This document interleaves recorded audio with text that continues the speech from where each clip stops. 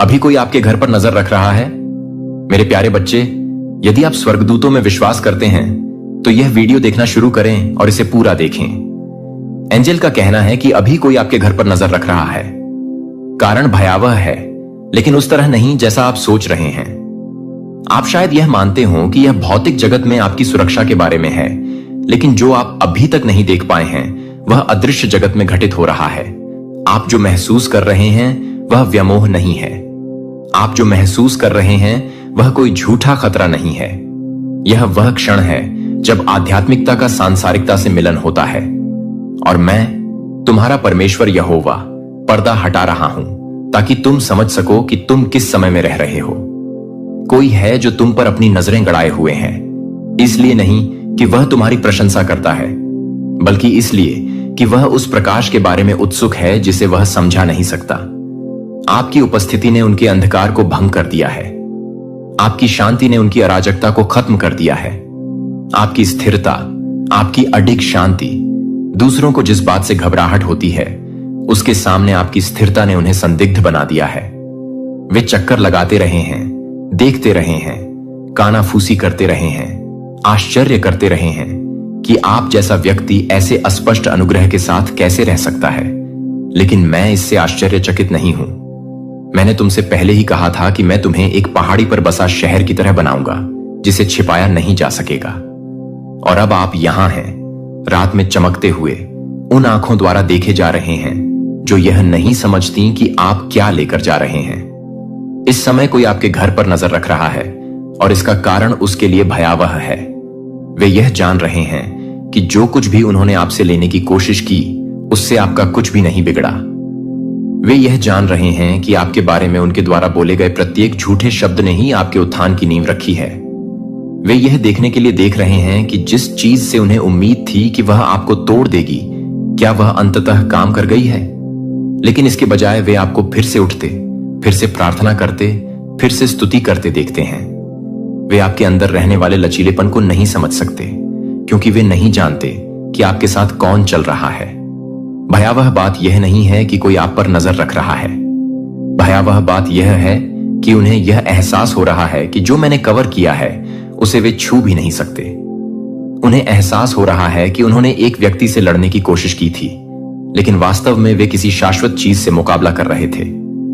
उन्होंने तुम्हें लड़खड़ाते हुए देखा, परंतु उन्होंने उन स्वर्गदूतों को नहीं देखा जिन्होंने तुम्हें पकड़ लिया। उन्होंने तुम्हें रोते हुए देखा, लेकिन उन्होंने कभी मेरी आवाज को आधी रात को तुम्हारी आत्मा से वादे करते हुए नहीं सुना। उन्होंने तुम्हें अकेले चलते देखा, लेकिन उन्होंने मुझे तुम्हारे साथ चलते नहीं देखा। मैं अब किसी को बेनकाब कर रहा हूं। कोई ऐसा व्यक्ति जो सोचता था कि वह अदृश्य है, कोई ऐसा व्यक्ति जो सोचता था कि उसके इरादे कभी उजागर नहीं होंगे। अंततः मैं उस व्यक्ति को उजागर कर रहा हूं जो आपके चेहरे पर मुस्कुराता था, लेकिन बंद दरवाजों के पीछे आपके कदमों का अध्ययन करता था। मैं उस व्यक्ति को उजागर कर रहा हूं जो पड़ोसी, मित्र, राहगीर होने का नाटक करते हुए बाहर खड़ा था, जबकि वास्तव में वे किसी काम से आए थे और उन्हें किसी अंधकारमय चीज द्वारा निरीक्षण करने तथा जो कुछ उन्होंने देखा उसकी रिपोर्ट करने के लिए भेजा गया था। लेकिन उन्हें यह उम्मीद नहीं थी कि मेरी महिमा आपके घर पर मंडराती रहेगी। उन्हें आपकी दीवारों में, आपके कमरों में, आपके वातावरण में मेरी उपस्थिति महसूस होने की उम्मीद नहीं थी। उन्हें आपकी कमजोरियां ढूंढने, आपके जीवन में दरारें ढूंढने के लिए भेजा गया था। लेकिन उन्होंने जो पाया वह अडिग शक्ति थी। उन्होंने पाया कि आप सिर्फ एक व्यक्ति नहीं हैं, आप एक अभयारण्य हैं, आप एक चलती फिरती गवाही हैं। तुम मेरी आत्मा का निवास स्थान हो और जिसे मैंने पवित्र किया है उसे कोई भी षड्यंत्र छू नहीं सकता।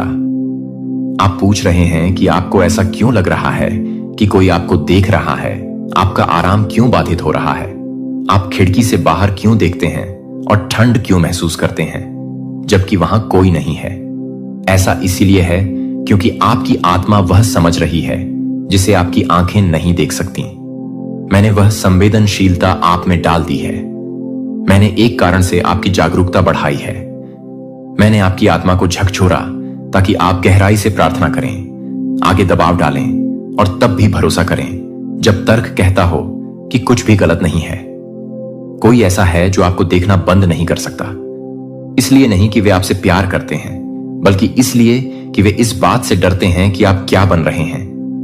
उन्होंने आपको टूटी हुई हालत में देखा और मान लिया कि आपकी कहानी यहीं खत्म हो जाएगी। लेकिन अब वे आपकी रोशनी को वापस लौटते हुए देख रहे हैं। वे चुपचाप आपको ठीक होते हुए देख रहे हैं। वे आपको फिर से हंसते हुए देख रहे हैं, बावजूद इसके कि आपकी आत्मा को नष्ट करने वाली हर चीज आई थी।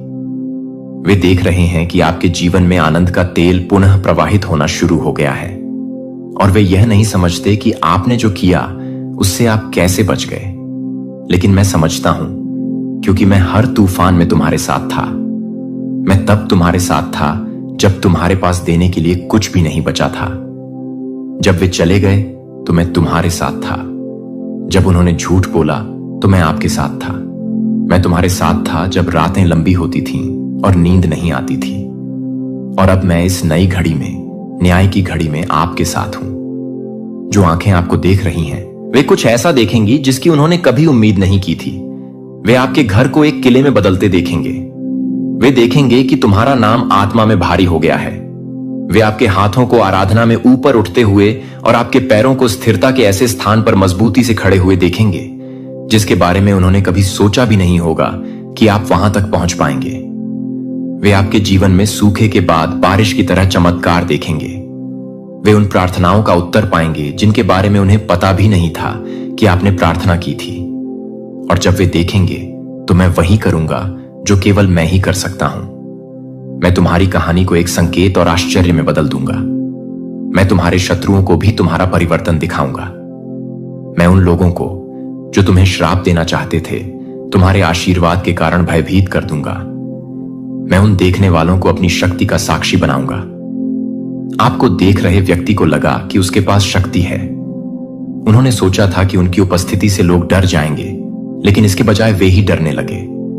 वे ही हैं जो यह महसूस कर रहे हैं कि वे पवित्र भूमि पर हैं। वे ही हैं जो यह समझते हैं कि आपका घर सिर्फ दीवारों से नहीं बनता, यह घोषणाओं से आच्छादित है, आराधना से सराबोर है तथा वादों से मुहर बंद है। मैं हर कमरे से होकर गुजरा हूं। मैंने हर दरवाजे पर निशान लगा दिया है। मैं खिड़कियों पर खड़ा हूं और तुम्हारे घर के ऊपर घोषणा करता हूं, तुम्हें कोई नुकसान नहीं होगा। जो तुम्हें देख रहा है उससे मत डरो। जो घेरे हैं उनसे परेशान मत हो। वह इसलिए देखता है क्योंकि उसे आभास हो जाता है कि क्या होने वाला है। वह हवा में बदलाव को सूंघ सकता है। वह उस महिमा को महसूस कर सकता है जो टूटने वाली है। वह तुम्हारी दिशा में स्वर्ग की आवाज सुन सकता है। तुम्हारा उत्थान निकट है और इसीलिए तुम्हारा युद्ध तीव्र रहा है। इसीलिए आंखें बढ़ गई हैं। लेकिन आंखें परिणाम नहीं बदलती हैं। राय भाग्य नहीं बदलती। निगरानी संप्रभुता को नहीं रोक सकती। मैंने जो आदेश दिया है मैं उसे पूरा करूंगा। अंत में मैं तुम्हारे जीवन में जो छिपा है उसे उजागर कर रहा हूं। और मैं सिर्फ लोगों को उजागर नहीं कर रहा हूं, मैं पैटर्न को उजागर कर रहा हूं। मैं अस्वस्थ चक्रों को उजागर कर रहा हूं जो बहुत लंबे समय से मौन में घूम रहे हैं। मैं उन झूठों को उजागर कर रहा हूं जिन पर तुमने अपने मूल्य के बारे में विश्वास किया। मैं तर्क के रूप में छिपे डर को उजागर कर रहा हूं। मैं उन संबंधों को उजागर कर रहा हूं जो सही लगते थे लेकिन कभी धन्य नहीं हुए। मैं पीढ़ियों से चली आ रही भावनात्मक जंजीरों को उजागर कर रहा हूं जिनके बारे में तुम्हें पता भी नहीं था आप ले जा रहे थे। और जैसे जैसे मैं उजागर करूंगा मैं ठीक हो जाऊंगा। जैसे ही मैं खोलूंगा मैं हर चोट पर तेल डालूंगा। जैसा मैं प्रकट करूंगा वैसा ही मैं पुनर्स्थापित करूंगा। आप पर नजर रखने का उद्देश्य यह नहीं है कि आपको नुकसान पहुंचाया जाए। आप पर नजर रखी जा रही है क्योंकि स्वर्ग आपकी सफलता पर नजर रख रहा है।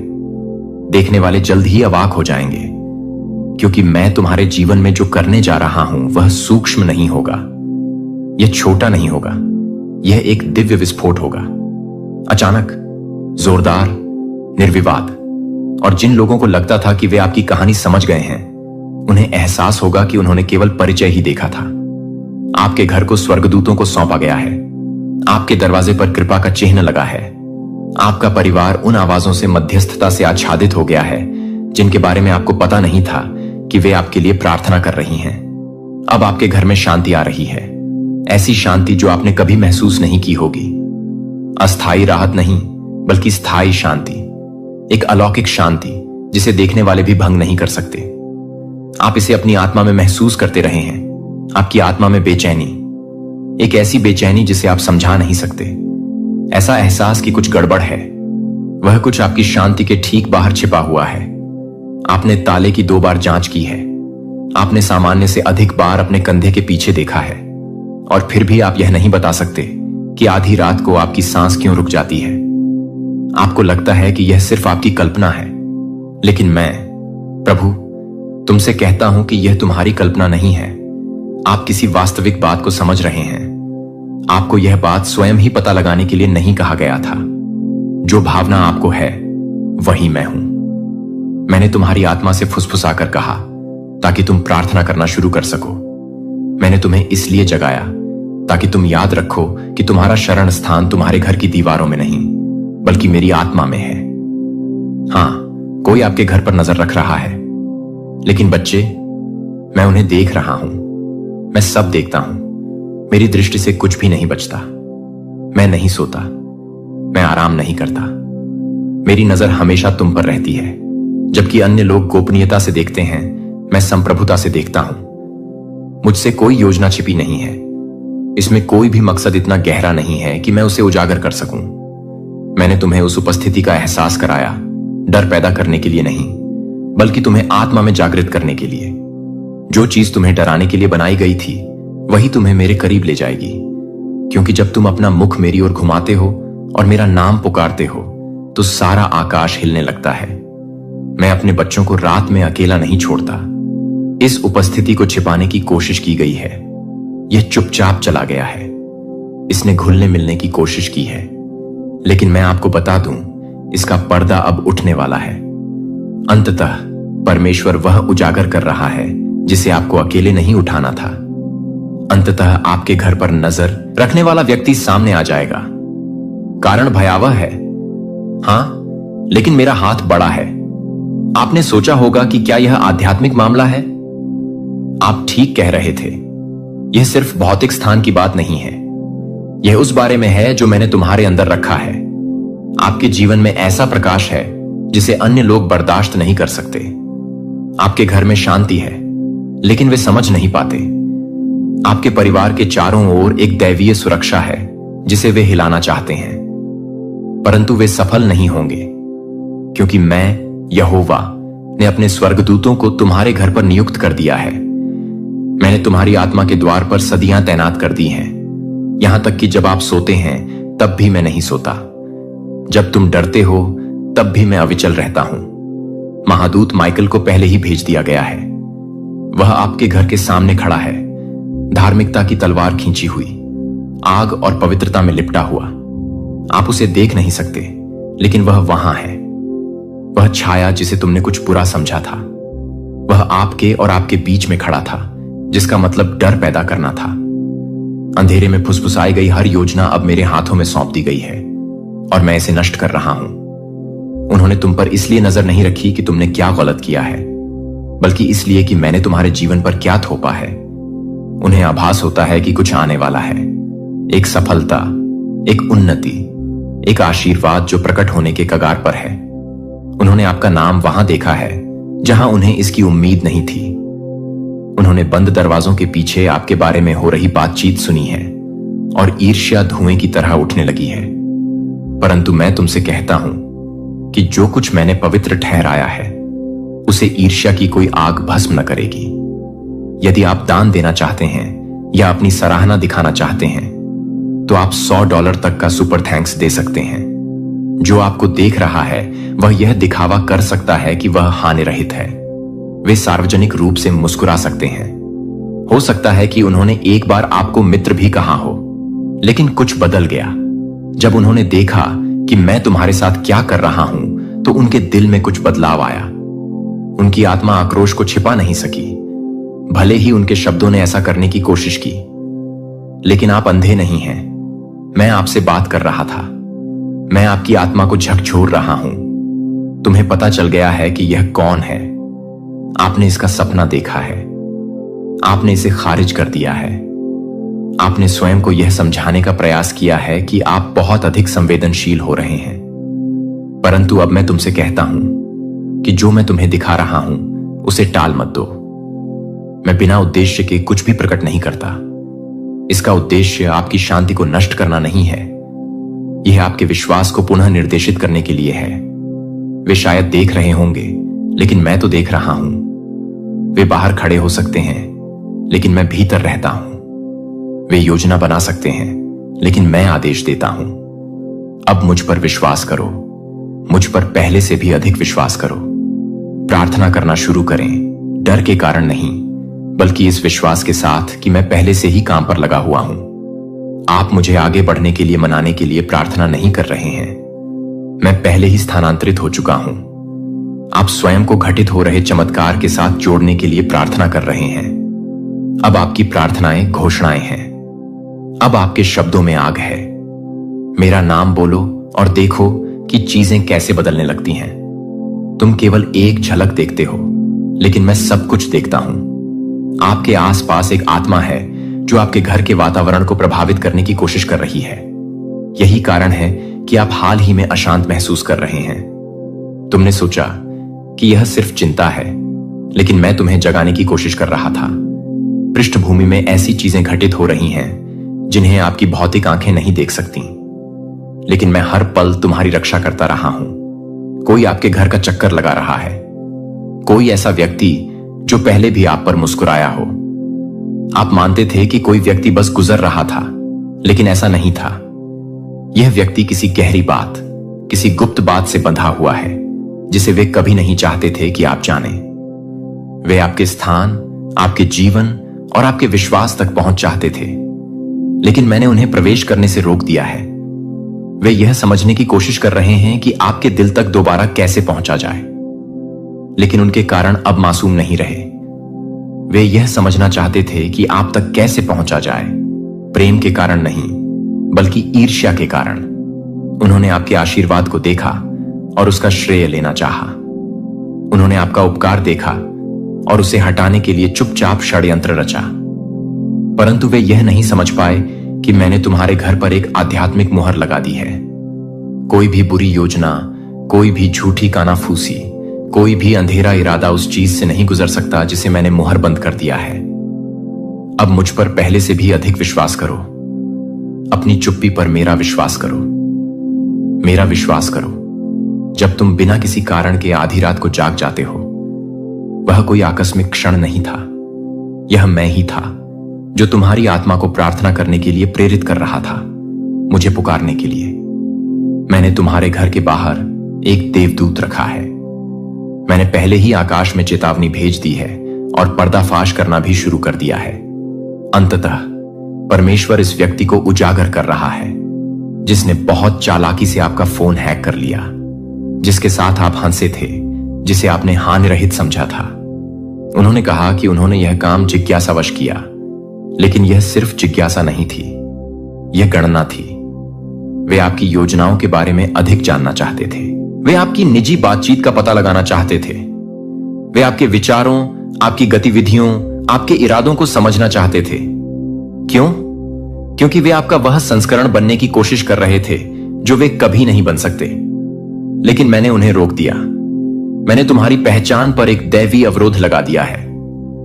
उन्होंने सोचा होगा कि उन्हें आपके डेटा तक पहुंच प्राप्त है, लेकिन वास्तव में उन्हें आपके भाग्य तक कभी पहुंच नहीं मिली। मेरे बच्चे, तुम्हें यह समझना होगा, आप आध्यात्मिक रूप से जितना समझते हैं उससे कहीं अधिक सुरक्षित हैं। हर बार जब आप प्रार्थना करते थे, तब भी जब आपको लगता था कि आपकी आवाज कमजोर हो गई है, मैंने उसे रिकॉर्ड कर लिया। मैंने तुम्हारे शब्दों को आग में लपेट दिया और अपने स्वर्गदूतों को तुम्हारी दीवारों पर खड़ा होने के लिए भेज दिया। तुम्हारा अकेले में रोया हर आंसू कभी अनदेखा नहीं होता। मैंने उनमें से प्रत्येक को बोतल में बंद कर दिया है और मैं उनका प्रयोग न्याय करने के लिए करूंगा। आप सुरक्षित हैं, आप पकड़े गए हैं, आपके साथ कुछ भी गलत नहीं होगा। हां, कोई आपकी दुनिया को हिलाने की कोशिश कर रहा है, परंतु मैं वह परमेश्वर हूं जिसे हिलाया नहीं जा सकता। जब मैं यह कहता हूं तो मुझ पर विश्वास करें। यह बेहतर है कि मैं तुम्हें अभी सत्य दिखा दूं, बजाय इसके कि बाद में तुम भ्रम में फंस जाओ। आपने संकेत देखे, आपने बदलाव महसूस किया। हंसी बदल गई, पाठ छोटे होते गए, उत्तर धीमे हो गए, उपस्थिति अधिक ठंडी महसूस हुई। वह आपकी कल्पना नहीं थी, यह आपकी आत्मा थी जिसने आपके मन द्वारा परिवर्तन को स्वीकार करने से पहले ही उसे पहचान लिया। आप अपने आप से कहते रहे कि ज्यादा मत सोचो, लेकिन मैं ही था जो तुम्हें धकेल रहा था। मैं ही फुसफुसा रहा था, ध्यान दो। इस व्यक्ति ने सोचा कि वे पहले की तरह फिर से तुम्हारे जीवन में प्रवेश कर सकते हैं, लेकिन उन्हें एहसास नहीं हुआ कि मैंने पहली बार तुम्हारी आंखों पर पर्दा डाला था ताकि तुम सही समय पर उनका असली चेहरा देख सको। और यही वह क्षण है जब मैं अब मुखौटा उतार रहा हूं। तुम इसे एक संदेश में देखोगे, तुम इसे एक आवाज में सुनोगे, तुम इसे अपने सीने में महसूस करोगे। इसे अनदेखा मत करो, मैं तुम्हें बचाने की कोशिश कर रहा हूं।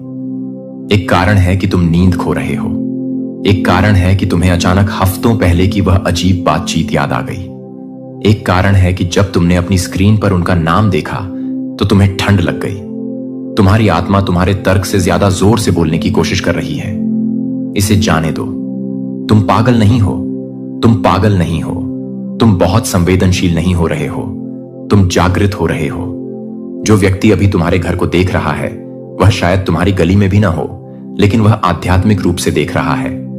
वह ईर्ष्या के साथ मिश्रित जिज्ञासा की जगह से देख रहा है। उनके इरादे उन्हें भले ही बुरे ना लगें, लेकिन वे मेरे सामने शुद्ध नहीं हैं। और मैं एक ऐसा परमेश्वर हूं जो सब कुछ देखता है। वे पुनः जुड़ना चाहते हैं, लेकिन उनकी इच्छा का मूल अहंकार है। वे आपका अगला कदम जानना चाहते हैं, इसलिए नहीं कि वे आपका जश्न मना रहे हैं, बल्कि इसलिए कि वे आपको रोकना चाहते हैं। लेकिन वे ऐसा नहीं करेंगे, मैं इसकी अनुमति नहीं दूंगा। मेरे बच्चे, तुम्हें डरने की जरूरत नहीं है। आपको जल्दबाजी करने, घबराने या डर कर अपने बाल बदलने की कोई जरूरत नहीं है। बस प्रार्थना करते रहो, बस भरोसा रखें, बस मुझे वही बताने दीजिए जो बताने की जरूरत है। अगले कुछ दिनों में एक कॉल आने वाली है, एक संदेश, एक नाम जिसे आपने काफी समय से नहीं सुना है। प्रतिक्रिया देने में जल्दबाजी न करें, पहले इसे मेरे पास लाओ। इससे पहले कि आप उनसे बात करें, मुझे आपकी आत्मा से बात करने दीजिए। मैं तुम्हें स्पष्टता दूंगा, मैं तुम्हें शांति दूंगा। इस समय आपकी आध्यात्मिक दुनिया में बदलाव हो रहा है। यही कारण है कि आप कुछ लोगों से अलग थलग महसूस कर रहे हैं। यही कारण है कि अचानक आपको उनसे बात करने का मन नहीं करता जिनके साथ आप हंसते थे। यही कारण है कि जब सतह पर सब कुछ ठीक लगता है तब भी आपको एक रहस्यमयी बेचैनी महसूस होती है, क्योंकि मैं आपको नकली से अलग कर रहा हूं। यह आपकी जागृति का समय है। यह वह मौसम है जहां मैं तुम्हें हर अस्पष्ट संबंध, हर छिपी हुई दोस्ती, हर विषाक्त आत्मिक बंधन से बाहर खींच रहा हूं। मुझे पता है इससे दुख होता है। मैं जानता हूं कि आप उनमें सर्वश्रेष्ठता पर विश्वास करना चाहते हैं, लेकिन मुझे आपके लिए यह करने दीजिए। मुझे आपकी शांति को भंग करने वाली चीजों को हटाकर आपकी शांति की रक्षा करने दीजिए। आपसे कभी भी यह अपेक्षा नहीं की गई थी कि आप हमेशा चीजों को समझने का बोझ उठाते रहें। यह मेरा काम है। आपको किसी को कुछ साबित करने की जरूरत नहीं है। आपको यह बताने की आवश्यकता नहीं है कि आपकी ऊर्जा में परिवर्तन क्यों हुआ। उन्हें आश्चर्य करने दो, उन्हें सवाल करने दीजिए, उन्हें भ्रमित होने दो। मैं इससे निपट लूंगा।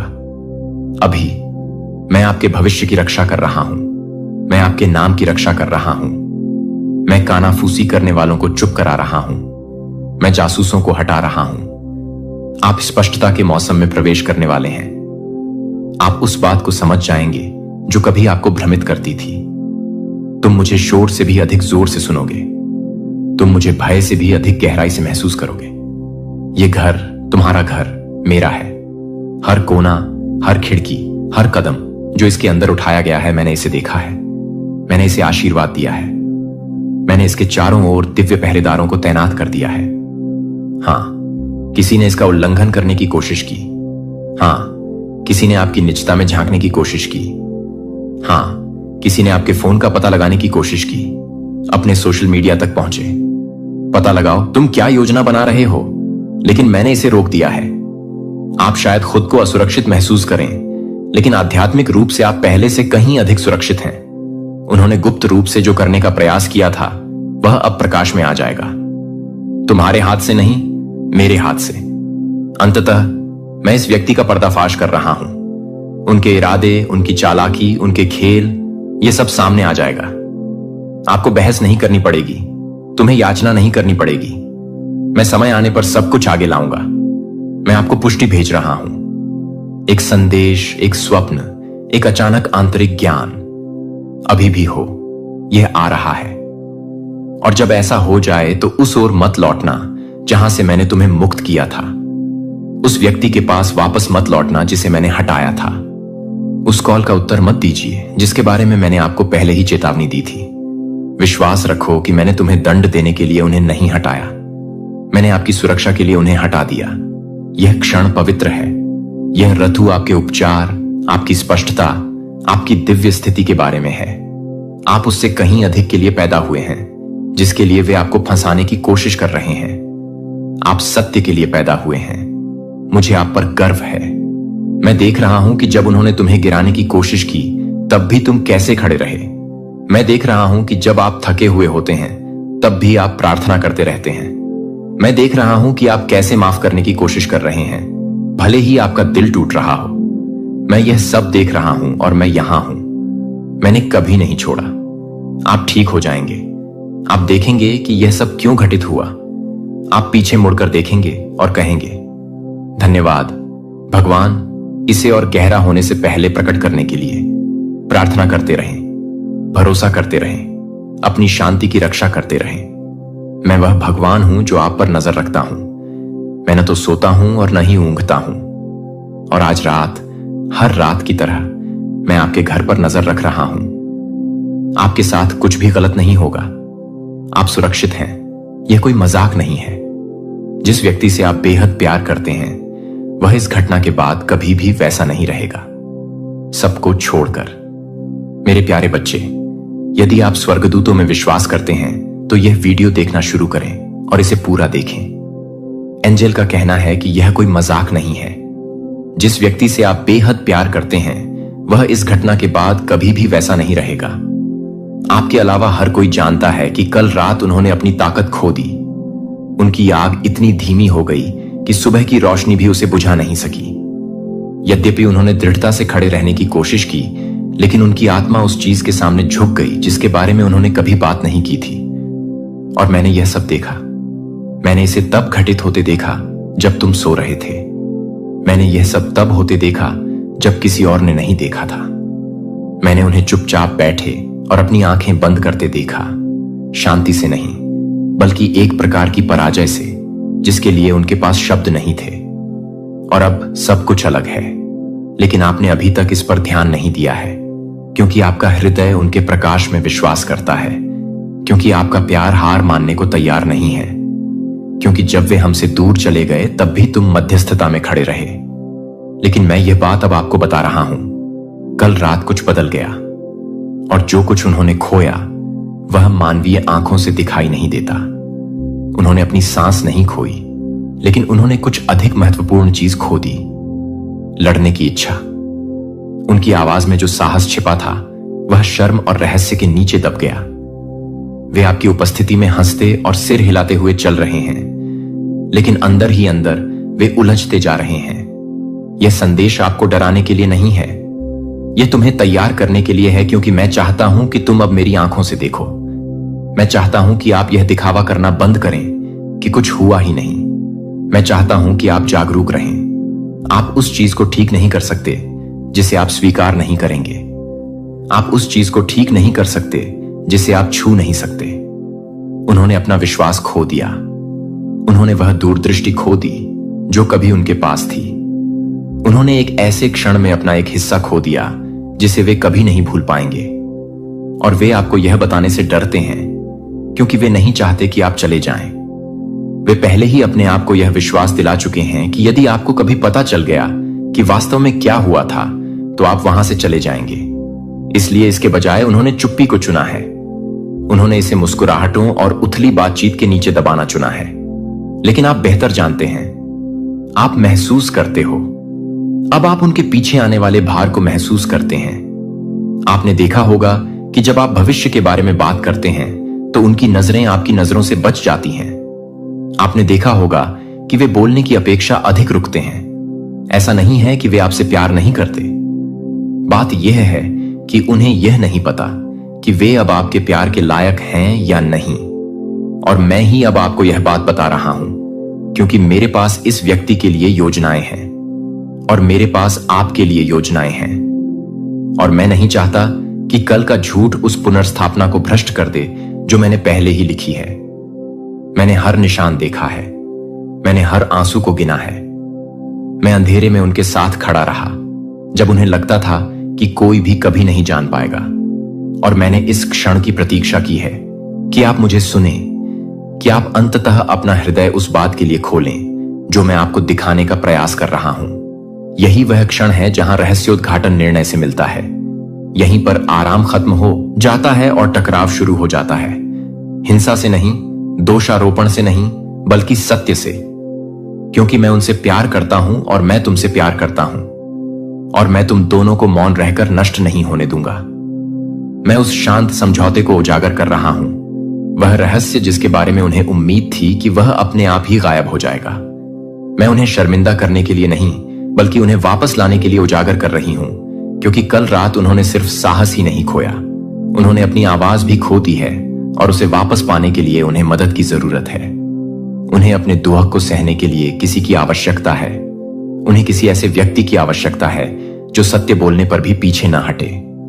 और मैंने तुम्हें वह व्यक्ति चुना है। मैं जानता हूं यह भारी है, मैं जानता हूं कि यह असंभव लगता है, लेकिन अगर आप यात्रा के इस हिस्से को पूरा करने में सक्षम नहीं होते तो मैं आपको यहां नहीं रखता। आप जितना जानते हैं उससे कहीं अधिक शक्तिशाली हैं। तुमने मुझसे उत्तर के लिए रो रो कर प्रार्थना की है। तुमने देर रात में फुसफुसाकर मुझसे पूछा था कि वे क्यों बदल रहे हैं, और मैंने तुम्हारी बात सुन ली है। आपने सोचा कि शायद आप कुछ गलत कर रहे हैं, लेकिन मैं तुम्हें बता दूं, यह तुम्हारी गलती नहीं है। ऐसा इसलिए नहीं है कि आप कुछ करने में असफल रहे। ऐसा इसलिए है क्योंकि उस समय आपकी पीठ पीछे कुछ ऐसा हुआ जिसे आप नियंत्रित नहीं कर सके। लेकिन मैं वहां था, और अब मैं आपको उपचार के स्थान पर ले जाना चाहता हूं, यदि आप तैयार हों। उन्होंने अपनी शांति खो दी है, लेकिन मैं उसे वापस दे सकता हूं। उन्होंने अपनी स्पष्टता खो दी, लेकिन मैं इसे बहाल कर सकता हूं। उन्होंने अपनी आशा खो दी, लेकिन मैं फिर से जीवन में सांस ले सकता हूं। लेकिन मैं आपकी सहमति के बिना ऐसा नहीं करूंगा, क्योंकि उपचार में आपकी भागीदारी भी आवश्यक है। आपको उन चीजों को माफ करना होगा जिन्हें आप अभी तक नहीं समझ पाए हैं। आपको उन जगहों पर भी प्रेम करना होगा जो अभी भी अप्रिय लगती हैं। आपको अपनी अपेक्षाओं से आगे बढ़ना होगा और उस अनुग्रह को पकड़ना होगा जिसका कोई मतलब नहीं है। मैं वहीं रहता हूं, मैं यहीं काम करता हूं, उन जगहों पर जहां दर्द दया से मिलता है और मौन गीत से मिलता है। तुमने मुझसे एक संकेत मांगा और मैंने तुम्हें यह शब्द दिया। आपने मुझसे पूछा कि मैं आपको दिखाऊं कि वास्तव में क्या हो रहा है, और मैंने पर्दा खोल दिया। अभी सुने, मैं वह परमेश्वर हूं जो टिड्डियों द्वारा खाए गए वर्षों को बहाल करता हूं। मैं वह परमेश्वर हूं जो राख से पुनर्निर्माण करता हूं। मैं वह परमेश्वर हूं जो ऐसे घावों को भर देता हूं जिन्हें कोई और नहीं देख सकता। मैं वह परमेश्वर हूं जो टूटेपन में से सुंदरता लाता हूं। मैं आघात से भयभीत नहीं हूं, मैं उलझन से भ्रमित नहीं हूं। मुझे पता है क्या हुआ, और मैं जानता हूं कि इसे कैसे भुनाया जाए। लेकिन अब तुम्हें करीब आना होगा। आपको अनुमान लगाना बंद करना होगा। तुम्हें पूछना चाहिए। आपको शांत स्थान पर बैठना चाहिए और सुनना चाहिए, भले ही आपको तकलीफ हो। जब आप यह पढ़ रहे हैं तो मैं उनका दिल नरम कर रहा हूं। मैं उनमें बोलने की इच्छा जगा रहा हूं। वे आपको बताना चाहते हैं। वे डरते हैं, लेकिन वे ऐसा करना चाहते हैं, और आपकी प्रतिक्रिया हर चीज को आकार देगी। यदि आप प्रेम से सुनेंगे तो वे ठीक होने लगेंगे। यदि आप बिना किसी निर्णय के उन तक पहुंचेंगे तो वे पुनः विश्वास करने लगेंगे। लेकिन अगर आप मुंह फेर लेंगे तो मौन पहले से भी अधिक प्रबल होकर लौटेगा। इसीलिए मैं तुम्हें यहां लाया हूं। इसीलिए आपको यह भार महसूस होता है। यह सिर्फ भावना नहीं है, यह एक दैवी कार्य है। आपको इस क्षण के लिए चुना गया था। इस आत्मा पर भरोसा किया गया था, और मैं आपके साथ चल रहा हूं। उन्होंने अपनी ताकत खो दी, सिर्फ शरीर का नहीं बल्कि आत्मा का भी।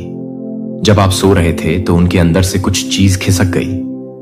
जब आप उपचार का सपना देखते थे और प्रेम की वापसी पर विश्वास करते थे, तब वे अंधेरे में भटकते रहे और उन स्थानों पर गिरते रहे जहां उनका मन पहुंचने को तैयार नहीं था। परंतु हे प्रियतम, तुम सुरक्षित थे।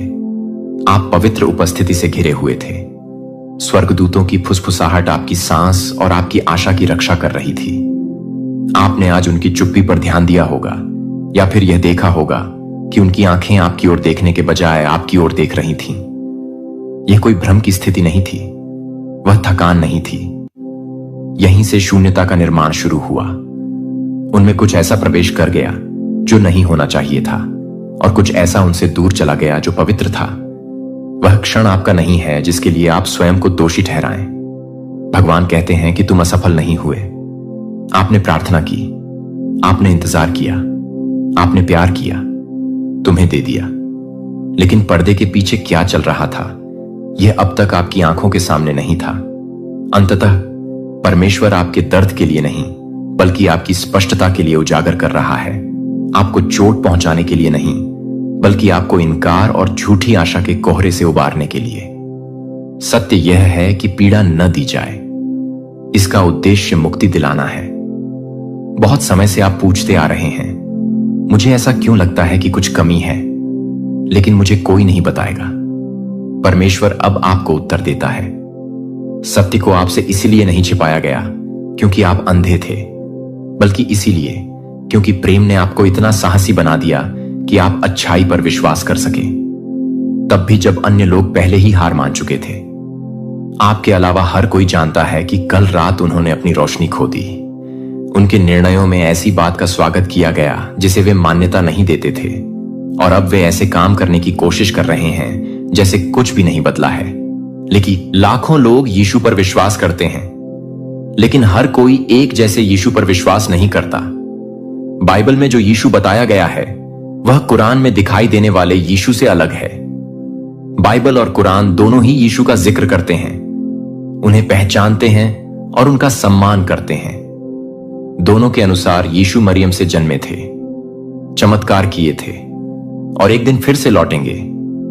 लेकिन 7 बड़ी बातें हैं जो मसीही धर्म के यीशु को इस्लाम के यीशु से अलग करती हैं।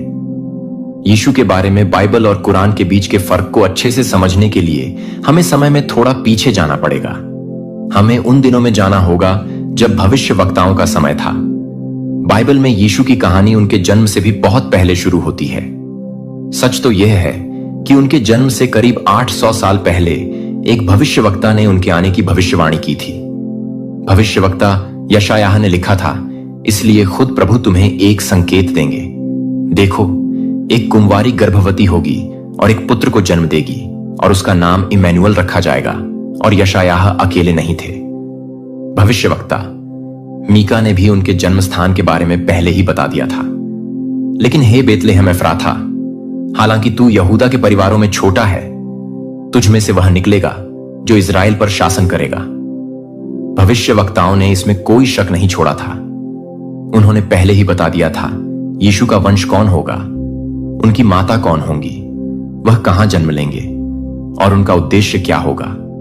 यह बच्चा साधारण नहीं होगा, वह मसीहा होगा, परमेश्वर का पुत्र और एक सदियों पुराना वादा पूरा करने वाला।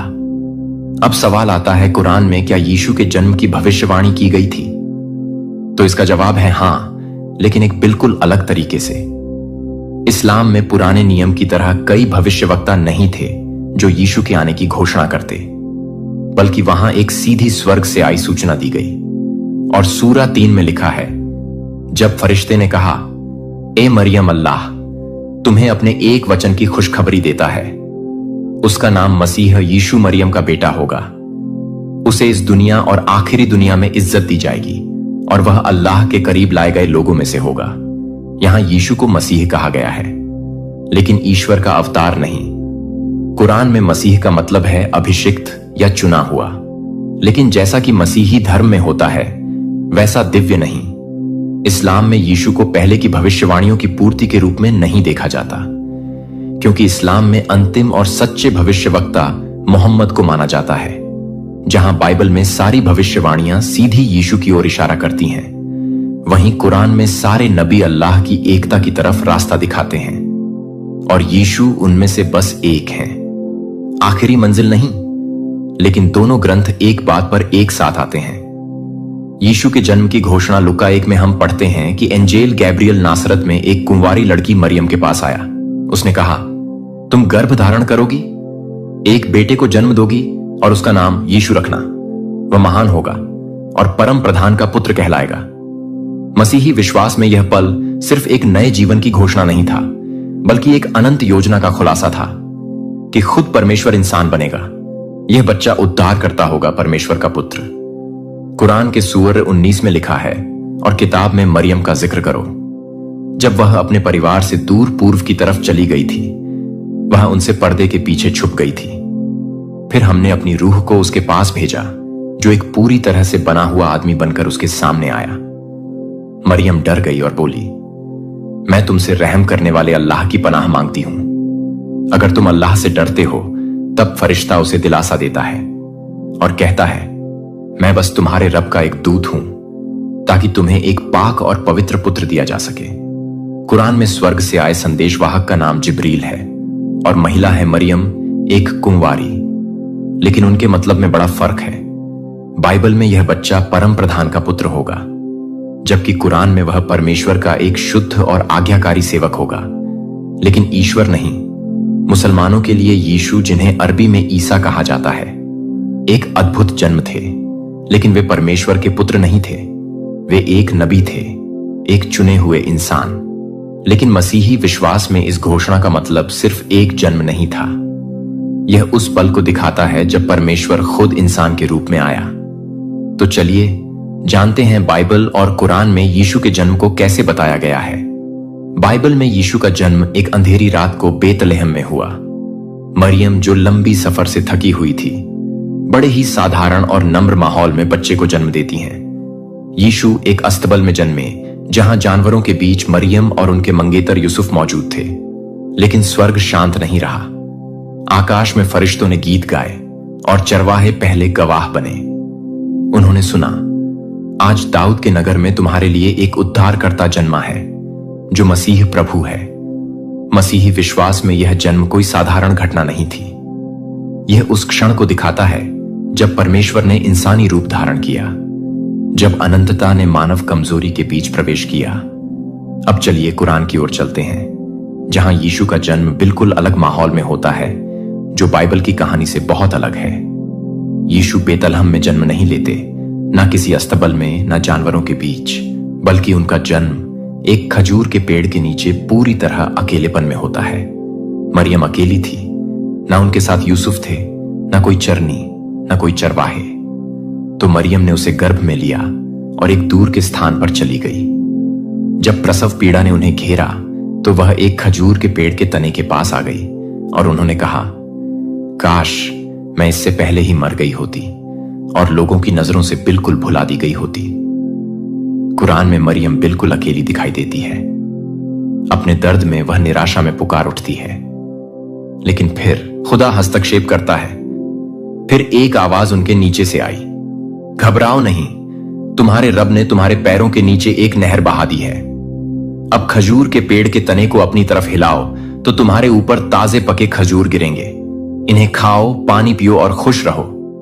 यहां कोई गवाह नहीं थे, ना आकाश में कोई रोशनी चमक रही थी, न फरिश्तों का कोई गाना सुनाई दे रहा था।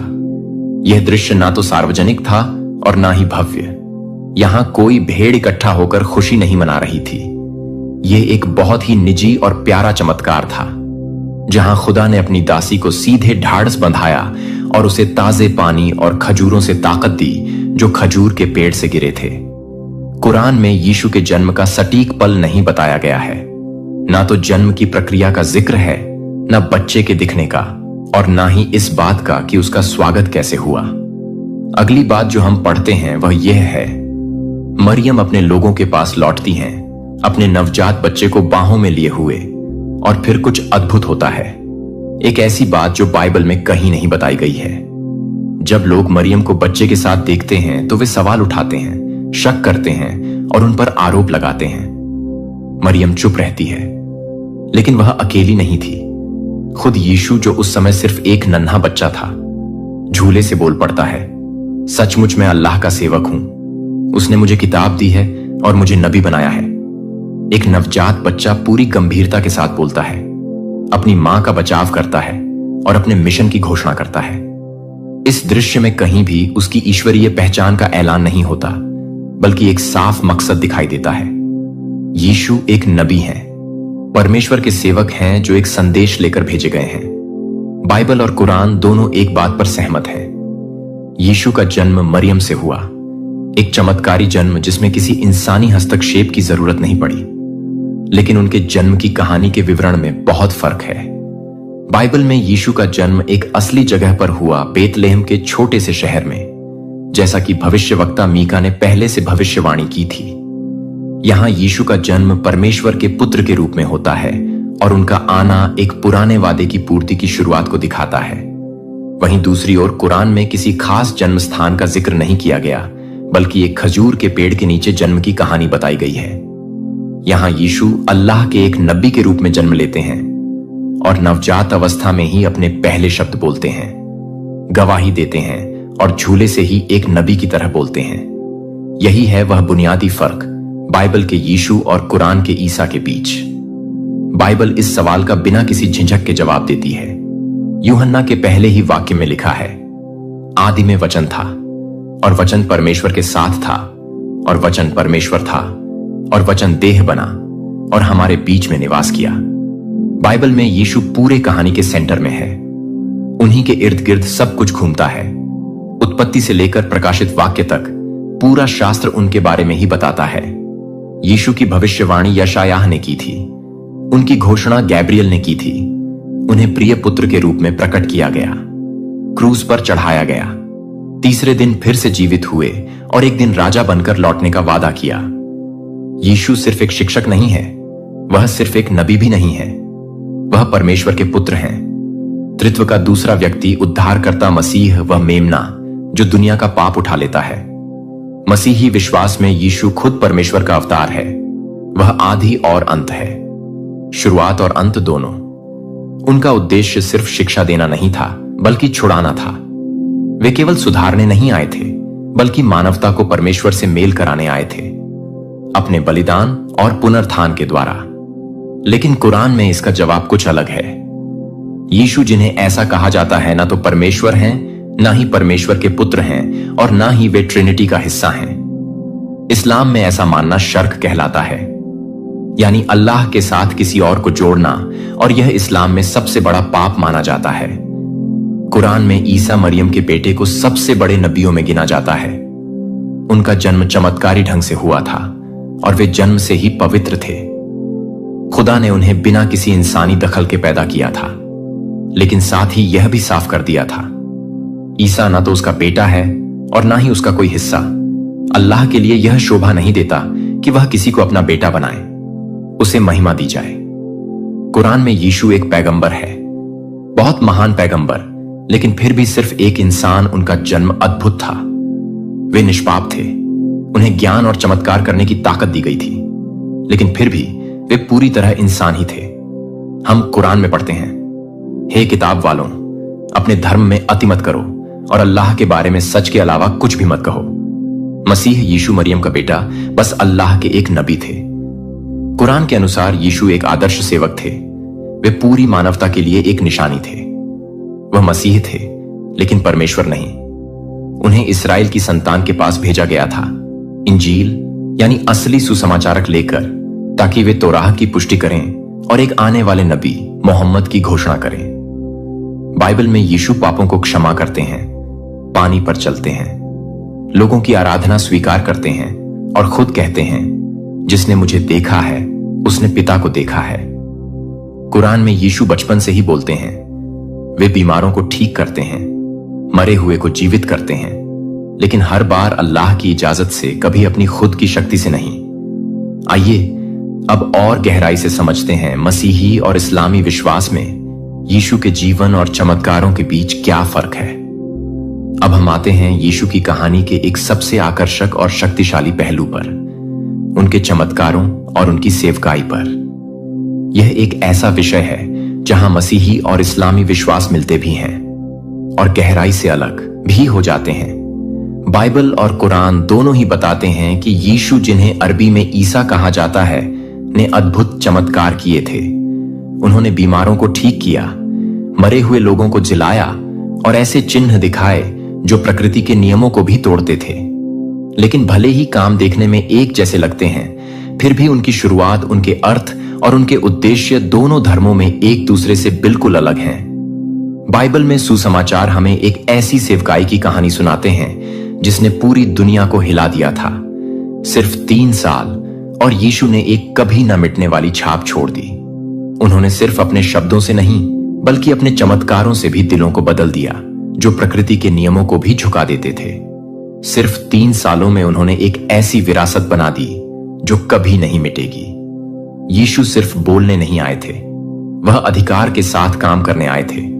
उन्होंने अंधों को आंखें दी, कोढ़ियों को शुद्ध किया, थोड़ी सी रोटियों और मछलियों से हजारों को खिलाया, सिर्फ एक शब्द से तूफानों को शांत किया, पानी पर चले और मरे हुए को जीवित किया। उनके सबसे शक्तिशाली चमत्कारों में से एक है लाजर का फिर से जीवित होना। हम पढ़ते हैं, तब यीशु गहरी भावना से भरकर ऊंचे स्वर में पुकारे, लाजर बाहर आ। और जो मर चुका था वह बाहर आ गया। सोचिए, कौन ऐसा है जो एक मुर्दे को आवाज दे और वह चल पड़े। मसीही विश्वासियों के लिए यह चमत्कार केवल शक्ति के चिन्ह नहीं है, यह इस बात का जीता जागता सबूत है कि यीशु देह में आए परमेश्वर हैं। यीशु को कभी भी शक्ति उधार नहीं लेनी पड़ी। उन्होंने बस आदेश दिया और प्रकृति ने उनकी आज्ञा मानी। बाइबल में हम देखते हैं यीशु पापों को क्षमा करते हैं, अपनी खुद की शक्ति से मृतकों को जलाते हैं और परमेश्वर के राज्य की घोषणा पूर्ण अधिकार के साथ करते हैं। उनकी सेवकाई ने एक आत्मिक क्रांति को जन्म दिया, इसीलिए उन्हें गहरे प्यार भी मिला और गहरी नफरत भी। और अब चलिए सुनते हैं कि कुरान क्या कहता है। इस्लाम में भी यीशु ने चमत्कार किए और कुछ चमत्कार तो वही हैं जो बाइबल में दर्ज है। लेकिन एक बहुत महत्वपूर्ण फर्क है, हर चमत्कार अल्लाह की अनुमति से होता है। यह बात कुरान में बार बार दोहराई जाती है, यह साफ कर देने के लिए कि ईसा अपनी खुद की शक्ति से काम नहीं करते, बल्कि एक आज्ञाकारी नबी के रूप में अल्लाह की सेवा करते हैं। सूरह 3 में लिखा है, मैं तुम्हारे पास तुम्हारे रब की ओर से एक निशानी लेकर आया हूं। मैं तुम्हारे लिए मिट्टी से एक पक्षी की शक्ल बनाऊंगा, फिर उसमें फूंक मारूंगा और वह अल्लाह की अनुमति से उड़ने लगेगा। कुरान में यीशु हमेशा अल्लाह की अनुमति से चमत्कार करते हैं। यह शब्द बार बार आता है। कुरान में बताए गए चमत्कारों में शामिल है अंधों को ठीक करना, कोढ़ियों को चंगा करना, मरे हुए को जीवित करना और 2 ऐसे अद्भुत चमत्कार जिनका बाइबल में जिक्र नहीं है। बचपन में झूले से बोलना और मिट्टी से बनाए गए पक्षी को जान डालकर उड़ाना। यीशु ने ऐसे चमत्कार किए जो साफ दिखाते हैं कि वह बाकी नबियों से अलग थे। लेकिन यह इसलिए नहीं था कि वह खुद परमेश्वर थे, बल्कि इसलिए क्योंकि अल्लाह ने उन्हें यह करने की अनुमति दी थी। यहां तक कि झूले से बोलना, जो बाइबल में नहीं बताया गया, कुरान में एक बहुत खास चमत्कार के रूप में दर्ज है। कुरान में यीशु साफ कहते हैं, सचमुच मैं अल्लाह का सेवक हूं, उसने मुझे किताब दी है और मुझे नबी बनाया है। यह काम उनके अनोखे और पवित्र स्वभाव को दिखाते हैं, जो उन्हें बाकी नबियों से अलग करते हैं। लेकिन यह काम उनकी दिव्यता का सबूत नहीं बनते, बल्कि कुरान साफ चेतावनी देता है। यीशु को परमेश्वर का रूप मानना सबसे बड़ा पाप है, जिसे इस्लाम में कुफ्र कहा जाता है। इसीलिए कुरान में यीशु की सेवकाई का मकसद है तोराह की पुष्टि करना और उनके बाद आने वाले नबी मां मोहम्मद की घोषणा करना। कुरान के अनुसार यीशु एक सच्चे और वफादार नबी थे। उन्हें खुदा ने शक्ति दी थी और वे एक बड़ी भविष्यवाणी की योजना का हिस्सा आकार नहीं दिया था। मैंने आपको धीरज के सार से ढाल दिया था, जो आपको चुना जाता है कि वे सांस लेते हैं, कि वे सख्त नहीं कर रहे हैं। जब आप यह देखते हैं कि वे घावों से अधिक नहीं हैं, तो यह कि वे एक उद्देश्य के लिए तैयार हैं, एक शिखर पर खड़े हैं। दुर्घटनाग्रस्त लहरें आपको डूबने के लिए नहीं आती हैं, लेकिन यह साबित करने के लिए कि आप जानते हैं कि विश्वास के पंखों के साथ उनके ऊपर कैसे उठना है। मैंने आपकी आत्मा को उपवास किया है।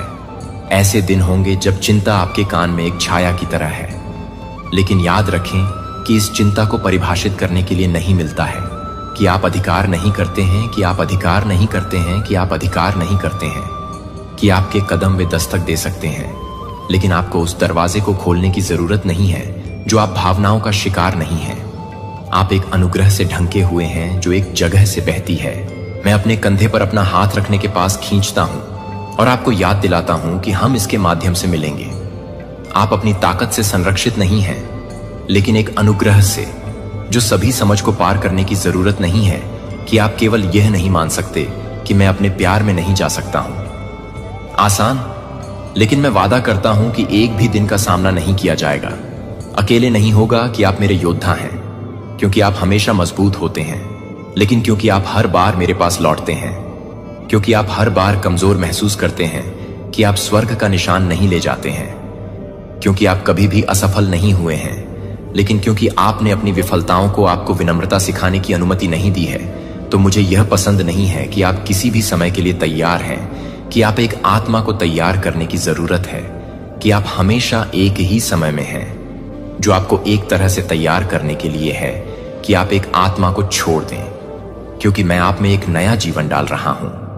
मेरे सिंहासन से सीधे एक दिव्य प्रवाह इस दुनिया से पैदा नहीं हुआ, एक जीवन शक्ति नहीं है, लेकिन स्वर्ग से ही मेरी पवित्र आत्मा आपको एक गुजरती हुई हवा के रूप में संतृप्त नहीं कर रही है, बल्कि एक बारिश के रूप में जो आत्मा को भिगोती है, जो आपके लिए पूरी तरह से एक कोमल स्पर्श है, जो आपके लिए एक कोमल स्पर्श है, जो कि आपके लिए पूरी तरह से बहती है, जो आपके लिए है और अपने विश्वास को खोलना नहीं है। मैं जो कुछ भी नहीं दे रहा हूं उसे पकड़ो, मैं आंशिक या अधूरा है। और जब मेरी आत्मा हर उस डर से हर हिचकिचाती है जो एक बार आपको छाया में बंदी बना लेती है, तो मैं आपको एक डरपोक दिल के साथ रहने के लिए नहीं बनाने के लिए नहीं बना था, जो कि आपको एक धर्मनिरपेक्ष रूप से नहीं करते हैं, जो आपको एक धर्मनिरपेक्ष रूप से नहीं करता है। डेस्टिनी किसी को भी आपको संदेह न होने दें कि मैंने आपके भीतर जो साहस रखा है वह डर की अनुपस्थिति नहीं है। यह तब भी आगे बढ़ने की इच्छा शक्ति है जब आपका दिल अभी भी कांपता है, लेकिन अब मैं उस आग को फिर से जागृत कर रहा हूं ताकि डर अब एक आवाज ना हो, जो आप अपनी क्षमता के कारण मजबूत नहीं होते हैं, क्योंकि आप हर तरह से काम कर रहे हैं। आप अनिश्चितता में नहीं चलते हैं कि आप फर्म फुटिंग के साथ चलते हैं, क्योंकि प्रत्येक कदम मेरे द्वारा निर्देशित होता है। जब आप नहीं जानते कि मेरी आत्मा को लेने का रास्ता प्रकाश है जो उस तरह से रोशन करता है जो आपके दिमाग में संदेह की आवाज उठता है, तो मेरा शब्द मेरे शब्द बन जाता है जो हर झूठ का उपभोग करता है, जिसे आप अब पूछने की जरूरत नहीं है क्या मैं सही रास्ते पर हूं, क्योंकि मैंने आपके दिल में स्वर्ग का नक्शा रखा है। और अगर आप मानते हैं कि क्या आप जानते हैं कि सच्ची शांति बाहरी परिस्थितियों से नहीं आती है, लेकिन मेरी उपस्थिति से, और मैं आपकी आत्मा में रहने वाली शाश्वत शांति से निवास कर रहा हूं, तो जब तूफान नहीं आते क्या बाहर से या आवाजों से, यह याद रखें कि आप अकेले नहीं हैं। अस्वीकृति आपके मूल्य में बदलाव नहीं करती है, गलत फहमी नहीं कर सकती है, लेकिन एक मौसम में एक मौसम नहीं है, लेकिन एक मौसम में एक मौसम नहीं है, लेकिन एक मौसम में एक मौसम नहीं है। अब भीड़ के माध्यम से चुपचाप नहीं चलेंगे अनदेखी, और गलत समझा जाएगा कि आप अब अपने दिल में वादा नहीं करेंगे। एक समय में जब मैं यह बताएगा कि आपने जो कुछ भी छिपाया है वह तब आएगा जब आप अंधेरे में फुसफुसाएंगे और दूसरों को यह नहीं देखेंगे कि आप विश्वास करने के लिए नहीं हैं। लेकिन मैं वह नहीं हूं जो मैं कभी भी किसी भी व्यक्ति को नहीं भूलता, जो कि एक भी बूंद से नहीं भूलता है, जो किसी भी व्यक्ति को नहीं भूलता है, जो कि एक ही बूंद को नहीं भूलता है, जो कि एक ही बूंद को नहीं भूलता है। नियंत्रण करने की आवश्यकता है कि आपको केवल मेरे हाथ में कसकर पकड़ने की जरूरत है, अंधेरे में मेरे हाथ में कसकर पकड़ने की जरूरत है। जब आप कुछ भी सुन रहे हैं तब भी मैं कुछ भी नहीं सुन रहा हूं, मैं अभी भी कुछ भी नहीं बोल रहा हूं। भाषा की सीमा से परे है कि उस जगह के लिए आपका दिल मुझे कभी भी निराश नहीं करेगा, और जब आप वापस देखेंगे तो मैं सब कुछ देख लेगा। हालांकि यह सब कुछ था जब मैं पूरी तरह से वापस आ गया था, और जब वह सब कुछ था तब वह सब कुछ था जब मैं इसे पूरा कर रहा था, और जब वह सब कुछ था तब वह सब कुछ था जब मैं सही था, और जब वह सब कुछ था तब वह सब कुछ था जब मैं इसे पूरा कर रहा था, और जब वह सब कुछ था तब वह सब कुछ था जब मैं इसे पूरा कर रहा था, जब मैं पूरी तरह से था और जब मैं सब कुछ दे रहा था, तब वह सब कुछ था। चमत्कार अब दूर की आशाओं की तरह महसूस नहीं करते हैं, लेकिन जीवित सबूत बन जाते हैं। आप न केवल जो कुछ भी प्राप्त हुए हैं उसमें आपको खुशी नहीं मिलेगी कि आप अपनी आंखों को मौन में मुस्कुराते हैं और कहेंगे भगवान को धन्यवाद देने के लिए धन्यवाद, मेरे पिता के होने के लिए धन्यवाद। और मैं आपको देखूंगा कि आप हमेशा अपने दिल को नहीं छोड़ सकते हैं, और आप अपने दिल को नहीं छोड़ सकते हैं। मैं अपने दिल को नहीं छोड़ता, मैं अपने दिल को नहीं छोड़ता, मैं अपने दिल को नहीं छोड़ता, मैं अपने दिल को नहीं छोड़ता, मैं अपने दिल को नहीं छोड़ता, मैं अपने दिल की शांति को नहीं छोड़ता, मैं अपने दिल की शांति को नहीं छोड़ता, मैं अपने दिल को नहीं छोड़ता, मैं अपने दिल को छोड़ देता हूं। विश्वासघात। हालांकि परिस्थितियां मेरी अच्छाई को स्थानांतरित नहीं कर सकती हैं और मेरे वादे हमेशा के लिए दृढ़ रहेंगे। मैं वह हूं जो आपकी आत्मा को देखता है, जो हर सांस को जानता है कि आप हर आंसू को ले जाते हैं और हर मौन की लालसा आप शब्दों में नहीं डाल सकते हैं। और मैं यह घोषणा करता हूं कि आपकी शारीरिक जरूरतों में न केवल कुछ भी नहीं है, लेकिन यह समझ में आने की जरूरत है कि जाओ, लेकिन अपने हाथ से स्थायी प्रावधान के लिए मैं बहुतायत का देवता हूं। तब भी जब आप अपने आप को कमी के स्थान पर पाते हैं, जब हर दरवाजा बंद हो जाता है, जब टोकरी खाली दिखाई देती है, तो मैं अभी भी स्वर्ग से मन गिर सकता है। मैं मानव प्रणालियों द्वारा सांसारिक बिखराव से नहीं बंधा होता हूं, या आपके आसपास की तुलना में मैं और भी बुरी तरह से तैयार हो जाता हूं। अपने घर पर लौटें, जो उस तरह की खुशी की तरह नहीं है जो भावनाओं के साथ फीका पड़ती है, लेकिन मेरी शाश्वत उपस्थिति से स्प्रिंग्स, जो पवित्र खुशी, मैं उस हंसी को बहाल कर दूंगा जो शोक के मौसम से चोरी हो गई थी। मैं हर कमरे में प्रकाश लाऊंगा जिसे आप एक बार दर्द में बंद कर देंगे, और जो कुछ भी टूट गया था उसके लिए आप अपने होंठों से मुस्कुराने के लिए नहीं, बल्कि अपनी आत्मा के साथ मिल जाएंगे। आपने सोचा था कि फिर कभी नहीं खिल सकता है, और आपको पता चल जाएगा कि यह नहीं था क्योंकि परिस्थितियों में सुधार हुआ था, लेकिन क्योंकि मैं आपके जीवन के केंद्र में लौट आया हूं, ने सभी चीजों को नया बना दिया है।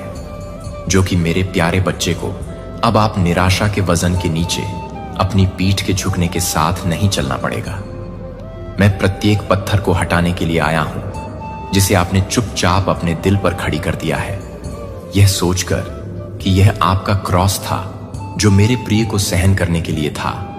मैंने कभी भी उस बोझ को ले जाने का इरादा नहीं किया था, इसलिए आप मुक्त हो सकते हैं।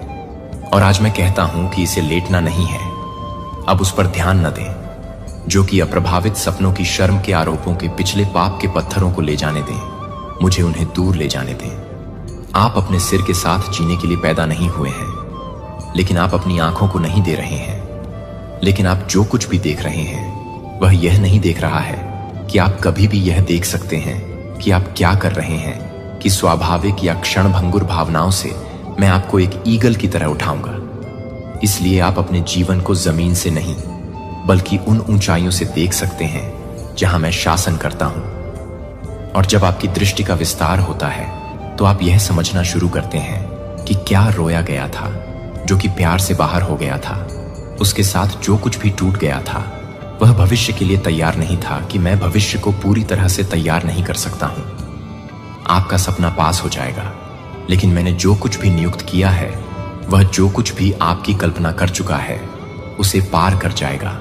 जो आपको पता चल जाएगा कि इंतजार करना कभी भी व्यर्थ नहीं होता है, कि दृश्य परिणामों के बिना आज्ञाकारिता के प्रत्येक कार्य को एक नींव की तुलना में एक नींव अधिक ठोस है, जो कि पूर्णता के लिए एक इनाम नहीं है। लेकिन आप भी भले ही हो रहे हैं, यहां तक कि यह पूछते हुए कि आप उस जगह तक पहुंच जाएंगे जहां मैंने यात्रा की है। वह यात्रा को केवल स्थिर होने की आवश्यकता नहीं है, और मुझे आपको अपने लिए मजबूत होने की आवश्यकता नहीं है। मैं खुद के लिए मजबूत होने की जरूरत नहीं है। मैं आपकी ताकत बनूंगा। मैं चट्टान पर आपके पैरों को रोक दूंगा। उन क्षणों के लिए जब सब ठीक हो जाता है तो उन्हें परीक्षण में बाहर निकाल दिया जाता है, और उन दिनों में थकावट होती है जब आपके पास प्रार्थना करने के लिए कोई और शब्द नहीं होते हैं।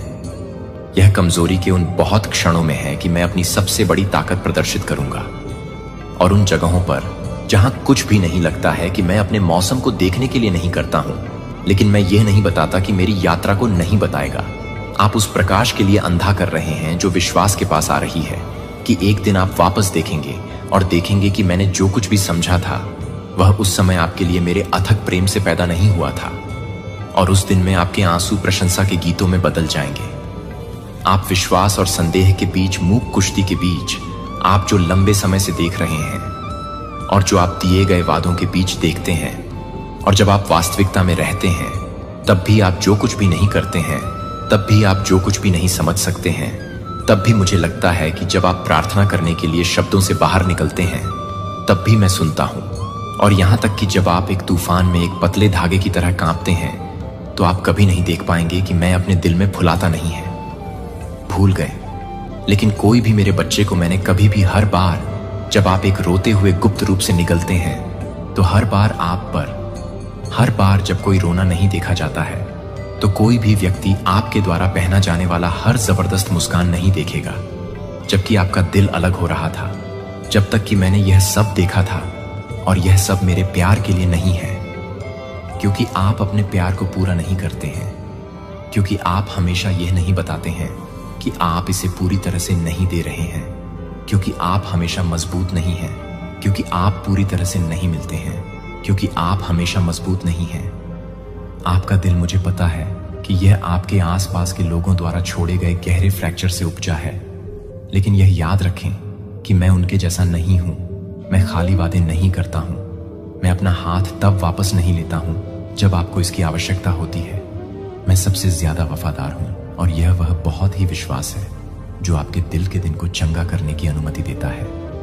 जब आप अपने मन में काम करने के लिए तैयार नहीं हैं, तो यह नहीं है कि आप पर्याप्त रूप से काम कर रहे हैं। आपकी सच्ची पहचान को छू नहीं सकता है, क्योंकि भीड़ के शोर के बीच आपकी आत्मा को घायल शब्दों के चेहरे पर स्थिर रखने के लिए जब आप लोगों को पसंद नहीं करते हैं, तो मुझे लगता है कि मेरी स्वीकृति की आवश्यकता नहीं है। रेजिंग वेव्स उन्हें यह नहीं बताने देते हैं जो यह देख सकता है कि प्राकृतिक आंख क्या देख सकती है।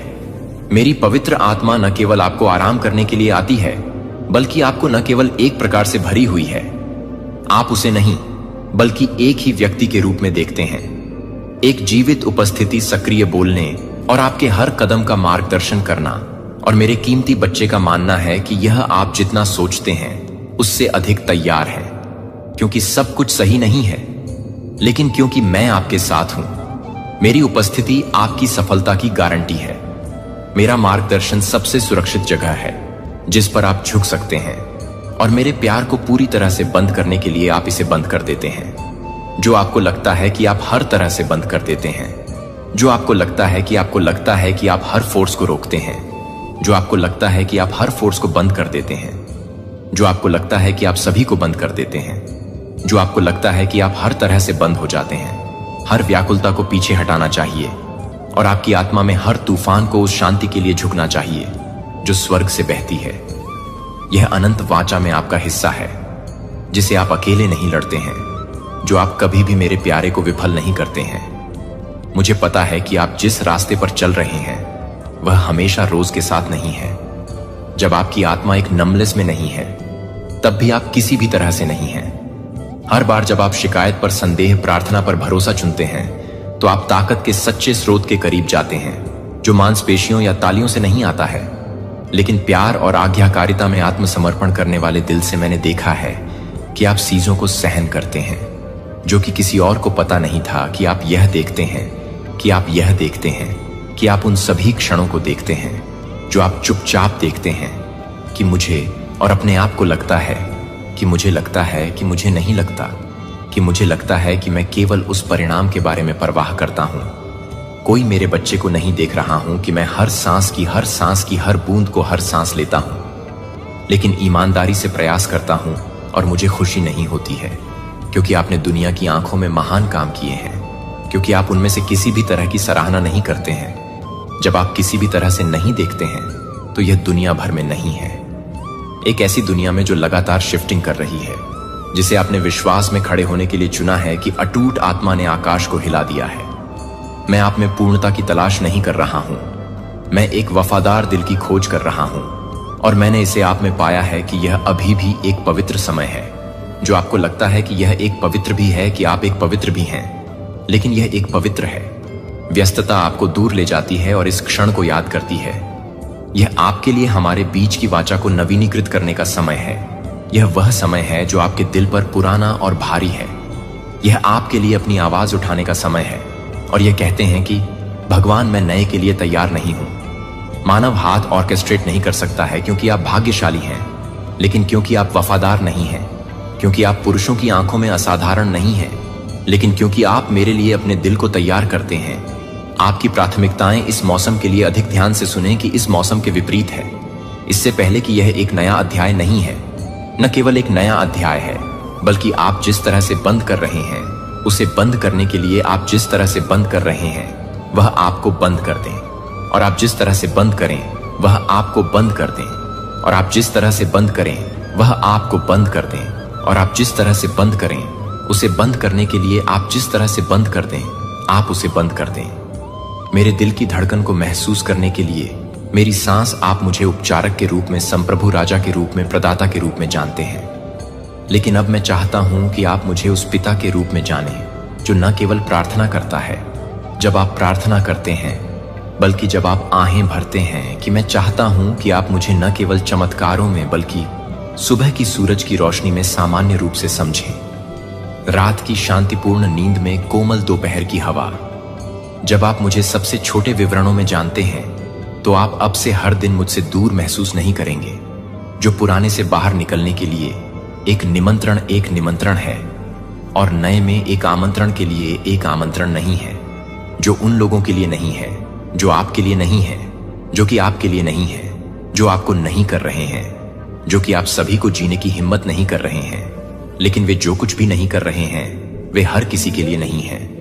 बाहरी व्यक्ति, आप मेरी इच्छा के बहुत केंद्र में खड़े होने के लिए नियुक्त हैं, जहां चमत्कार अब दुर्लभ नहीं है, लेकिन दैनिक जीवन की लय। मुझे पता है कि आप थक गए हैं।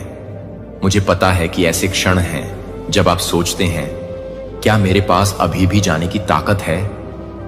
क्या नहीं बीत चुका है? क्योंकि इसका कोई अर्थ नहीं था, लेकिन क्योंकि अब आप देखते हैं कि आगे जो झूठ बोलता है वह कहीं अधिक शानदार है, क्योंकि दुनिया के पहले प्रकाश की पहली रोशनी दुनिया के लिए शुरू हो जाती है।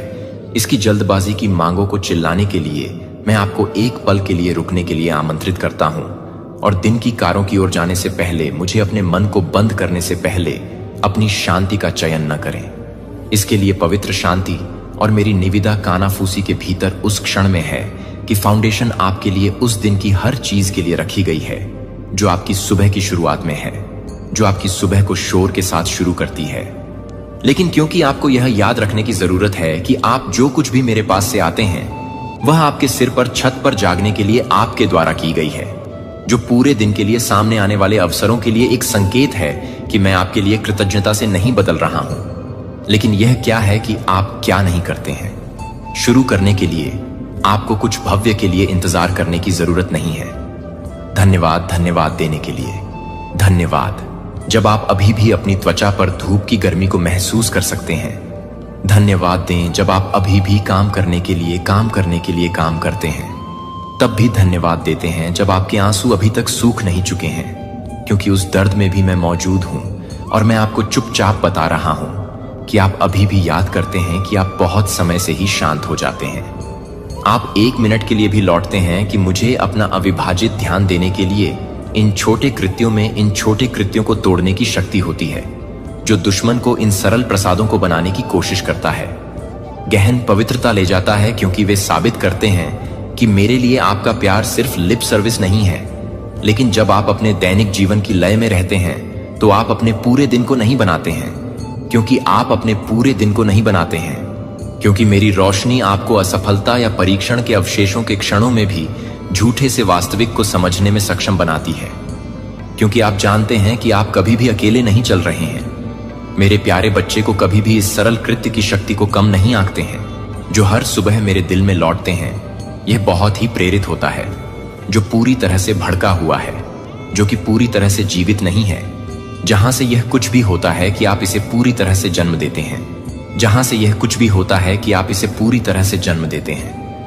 मेरे साथ साथी यह नहीं सोचते हैं कि केवल एक चैपल के अंदर पूजा के लंबे घंटों में मैं खुद को जानता हूं कि मैं अपने आप में मौजूद हूं। जब आप अपने रसोई हाथों में चुपचाप बैठते हैं, एक गर्म कप के फुसफुसाते हुए धन्यवाद। मैं मौजूद हूं जब आप सुबह की रोशनी में खिड़की से टकटकी लगाते हैं, तो आप इस दिन की तुलना में एक और सरेंडर कर सकते हैं। जब आप एक ही व्यक्ति को छूते हैं और आपके दिल को छूते हैं, तो आप एक प्रार्थना को छोड़ देते हैं और आपका दिल एक प्रार्थना करता है।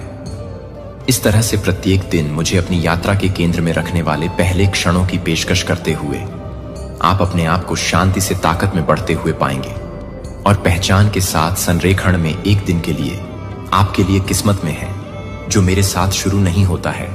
वह एक दिन है जो कि कृतज्ञता के साथ, प्यार के साथ शुरू होता है, और एक दिन के लिए एक दिन है जो आपको वापस करने से पहले है और हर सुबह का सामना करना पड़ता है।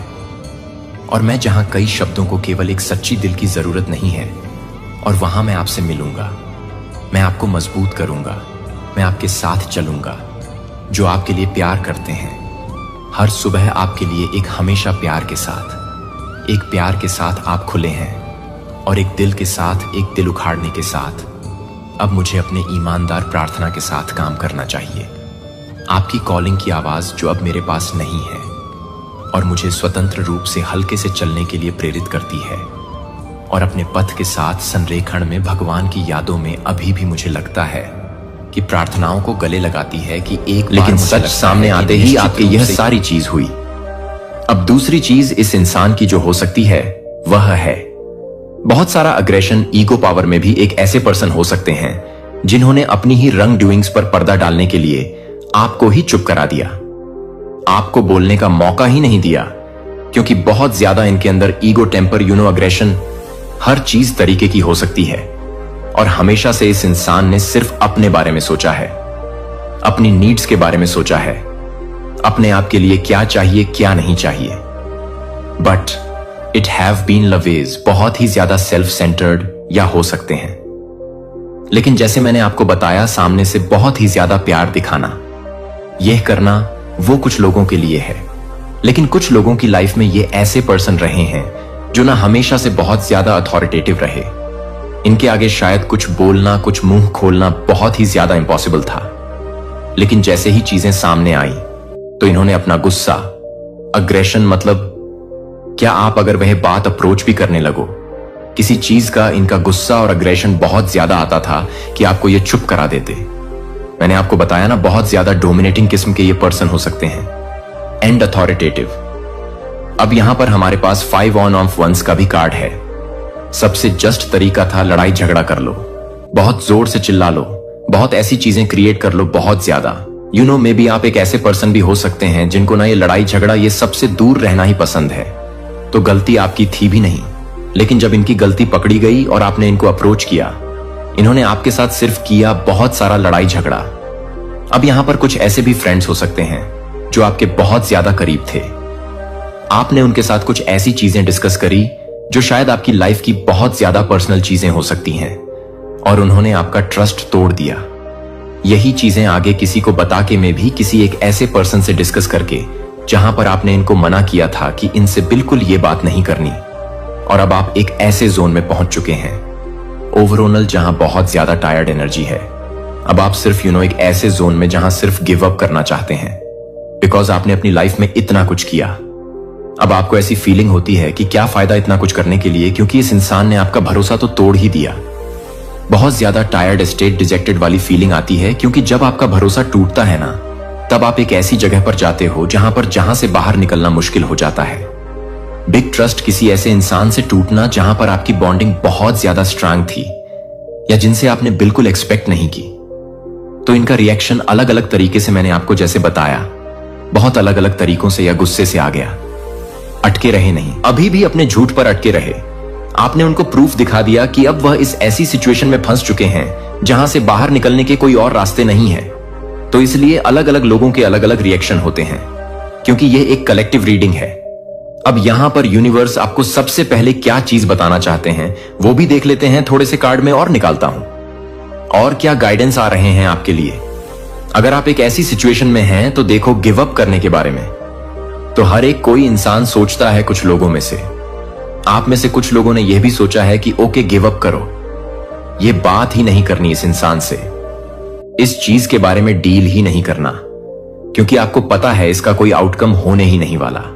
और मे बी आप एक ऐसी सिचुएशन में भी हैं जहां पर फिजिकली आप इस इंसान को छोड़ नहीं सकते।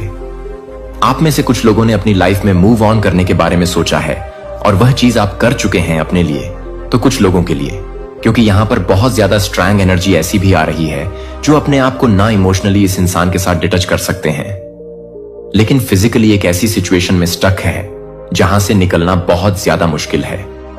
क्योंकि मे बी आपके पास वो इंडिपेंडेंस, वो फाइनेंस, वो सारी चीजें नहीं है कि आप छोड़कर इस इंसान से दूर जा सके अगर, तो यह आपके रिलेटिव एज या कोई एक ऐसे उसमें है। वहां पर भी आप लोगों में से काफी सारे लोग अभी भी सोच रहे हैं, क्योंकि आप वह बॉन्ड ब्रेक नहीं करना चाहते। क्योंकि जैसे मैंने कहा कि रिश्तों की अहमियत आप में से बहुत सारे लोगों को बहुत ज्यादा है। ओके, सो गाइडेंस आपके लिए क्या आ रहे हैं? पहला ये कार्ड निकला है लेट गो। लेट गो करना बहुत ज्यादा नेसेसरी है। अब यहां पर दो चीजों से आप लेट गो कर सकते हैं। देखिए, यहां पर हायरोफेंट का कार्ड है। एक तो स्पिरिचुअल कनेक्ट बनाना बहुत नेसेसरी होता है, बिकॉज बहुत सारी गाइडेंस, बहुत सारा सुकून हमको तब मिलता है जब एक हायर पावर, डिवाइन या यूनिवर्स से हम कनेक्ट करते हैं। क्योंकि जब भरोसा एक इंसान से उठ जाता है ना, तब स्पिरिचुअल में हायर पावर और डिवाइन में भरोसा बहुत ज्यादा, कई बार बढ़ भी जाता है। ये दो तरीके से काम करता है। कुछ लोगों का भरोसा कंप्लीटली उठ जाता है, लेकिन कुछ लोगों का भरोसा वहां बहुत ज्यादा स्ट्रांग हो जाता है, बिकॉज आपको ऐसे लगता है कि आपकी लाइफ में सिर्फ एक ही चीज है जिस पर अब आप भरोसा कर सकते हैं, वो है हायर पावर, डिवाइन यूनिवर्स, जो जिसमें भी आपका फेथ है। अब वहां से शुरू होती है ईश्वर के चुने हुए एक रहस्यमय सरकारी निमंत्रण। इस दिव्य ज्ञान को नहीं दस्तक दे रहा है कि अगर आपने हर किसी को विश्वासघात का अनुभव किया है तो हर वित्तीय संघर्ष यादृच्छिक नहीं था। लेकिन अगर सरकार पहले से ही आपके लिए एक वर्गीकृत सूची में आने वाली दया हस्तांतरण के बारे में जानती है, तो यह तैयार है कि क्या आप सभी के लिए हैं, क्योंकि आप सभी के लिए हैं। इस तरह के समय के लिए छिपा हुआ है। अगर आप संख्याओं को देख रहे हैं, संगीत 77, 71, 1 या ठीक 3:30 जागते हैं। यदि आप सत्ता के पदों पर लोगों के सामने खड़े होने के बारे में सपने देखते हैं, तो अगर आप अपनी भावना में एक अजीब सरगर्मी महसूस करते हैं कि मैं अभी यह नहीं देख रहा हूं कि यह किसी भी व्यक्ति को एक गोफिनरी में दे रहा है जो कि किसी भी व्यक्ति को दे रहा है, तो यह कुछ भी हो रहा है। विशेष रूप से आपके लिए यह राजनीति नहीं है, यह साजिश नहीं है, यह हमारी आंखों के सामने आने वाली प्रणाली से पहले की भविष्यवाणी है, जो आपको उन ताकतों को तनख्वाह करने के लिए संघर्ष कर रही है, जो आपके ईश्वर प्रदत्त धन बंधक को दशकों तक रखती है, जो आपके द्वारा उजागर होने वाले हैं, और आप एक रिक्वेस्ट को मानने वाले हैं। प्राप्त शब्द है कि अगले 40 दिनों के भीतर असामान्य सरकारी संचार की एक लहर अमेरिका भर में ईश्वर के चुने हुए लोगों तक पहुंच जाएगी। यह सामान्य पत्र नहीं होंगे, वे संसाधनों के कनेक्शन और अवसरों तक पहुंच नहीं लेंगे जो आपसे रखे गए हैं। दुश्मन नहीं चाहते हैं कि आप इस वीडियो को देख सकते हैं कि मुझे कुछ ऐसा करने की आवश्यकता है जो मुझे यह बताने की जरूरत है कि एल्गोरिदम लापता टुकड़ा आप इस कुंजी के लिए प्रार्थना कर रहे हैं जो वित्तीय सफलता को अनलॉक करता है। भगवान ने दशकों पहले आपसे वादा किया था कि आपकी पीड़ा नहीं थी। यह तैयार नहीं था कि आपका इंतजार बर्बाद नहीं किया गया था। यह हथियार नहीं बनाया गया था और अब चुना गया। एक समय चुना गया है। यह कोई संयोग नहीं है कि आप इस संदेश को खोजते हैं। आज यह तथ्य यादृच्छिक नहीं है कि आप अभी भी देख रहे हैं कि इन शब्दों में सच्चाई को पहचानने के लिए आप कुछ भी समझ रहे हैं। प्रिय, आप दुर्घटना से पैदा नहीं हुए हैं, आप एक गलती नहीं है। आप पूरी तरह से तैयार किए गए थे और इस क्षण के लिए दय रूप से तैनात किया गया है कि आप हर रात को याद कर रहे थे, कि आप हर रात को याद कर रहे थे, कि आप अपने आप को याद कर रहे थे। आपको गर्भ में गठित किया गया था, जिसे मैं जानता था कि आप पैदा होने से पहले मैं आपको अलग कर देता हूं। इससे पहले कि आप अपनी पहली सांस को आकर्षित करने से पहले अपने नाम को जानते थे कि आपका नाम आपके नाम को पता था। इससे पहले कि आप अपने माता पिता को पकड़ लेते हैं, आप भगवान ने आपको पहले से ही एक दिव्य उद्देश्य के लिए नामित कर दिया था। मुझे आपको कुछ पूछने की जरूरत है और मैं चाहता हूं कि आप वास्तव में यह सोचते हैं कि आपके जीवन में बहुत सारे दरवाजे क्यों हैं, जब आप उन्हें समझा नहीं है, कि आप उन्हें नहीं मानते हैं, कि दुनिया आपको लगता है कि यह सोचने के लिए कि आप पर्याप्त युवा नहीं थे, जो पर्याप्त युवा नहीं थे या पर्याप्त रूप से जुड़े हुए थे। लेकिन मैं आपको यह बताने के लिए यहां हूं कि वे उन दरवाजों को नहीं बता रहे थे जो वे बंद नहीं कर रहे थे। वे आपको यह मार्गदर्शन कर रहे थे कि आप आपको कुछ और अधिक की ओर ले जा रहे हैं, जो कि आपके मानव मन को समझ में नहीं आ रहे हैं, जो कि वॉशिंगटन के लोगों की स्थिति में है, जो इस बात को पहचानने के लिए तैयार हैं। उनके हाथों में यह भगवान के हाथों में टिकी हुई है, जो आप जैसे कि आपकी तरह हैं, जो सादे दृष्टि में छिपे हुए हैं, जो कि दिव्य सक्रिय के अपने क्षण की प्रतीक्षा में पीड़ित के माध्यम से परिष्कृत किए गए हैं। रोमियो 8:22 ने हमें वादा किया है कि भगवान उन सभी चीजों को एक साथ काम करता है जो उसे प्यार करते हैं, जो सभी चीजों के अनुसार नहीं है, न कि आपके लिए अच्छा है, कि एक चुना गया है। कि क्या आप समझ रहे हैं कि मैं आपको क्या बता रहा हूं कि एक दिव्य अभिसरण हो रहा है। आध्यात्मिक और राजनीतिक रियलम्स एस्केयर के दिनों में बाइबल के समय के बाद से नहीं देखे जाने वाले तरीकों से संरेखित कर रहे हैं। एक विनम्र यहूदी लड़की को रणनीतिक रूप से अपने लोगों को इस तरह के समय के लिए एनिहिलेशन से बचाने के लिए तैनात किया गया था, क्योंकि वह उसे चुना गया था, जो कि वह नहीं था, जो उस व्यक्ति के लिए था, जो कि आपके लिए एक प्रकार की थी, जो कि आपके लिए एक प्रकार की थी, जो कि आपके लिए एक आदमी के लिए भून में नहीं थी। पृथ्वी पर राष्ट्र उसकी पीड़ा निरर्थक नहीं थी। यह उसकी दिव्य नियुक्ति के लिए आपकी तरह ही तैयारी नहीं थी। अभी भी सरकारी अधिकारी हैं जो संसाधनों और सूचनाओं तक पहुंच के साथ लोगों को दृढ़ रूप से तैनात कर रहे हैं, जो पवित्र आत्मा द्वारा प्रेरित किए जा रहे हैं कि ईश्वर के चुने हुए लोगों की तलाश करने के लिए आप किसी भी तरह से एक निमंत्रण प्राप्त करने के लिए नहीं आए हैं। जो आपको लगता है कि यह नहीं है, कि आप यह नहीं कहेंगे, कि आप यह नहीं बताएंगे, कि आप उसे पूरा करने के लिए नहीं मिलेंगे। फोन कॉल यह किसी ऐसे व्यक्ति के साथ एक मौका मिलने के रूप में प्रकट हो सकता है जो आपके जीवन पर अभिषेक को पहचानता है, लेकिन कोई गलती नहीं करता है कि यह निमंत्रण पुरुषों से नहीं है। यह मानव जहाजों के माध्यम से काम करने वाले एक उच्च लेखक से नहीं है जो रणनीतिक रूप से तैनात किया गया है। जब यह निमंत्रण आएगा, और यह आ जाएगा, कि आप इसे पहचानने के लिए तैयार हो जाएंगे या आप संयोग से पीछे हट जाएंगे। आपकी पीड़ा व्यर्थ नहीं थी। आपका इंतजार सब कुछ बर्बाद नहीं किया गया था। समी, आप अजीब सपनों का अनुभव कर रहे हैं।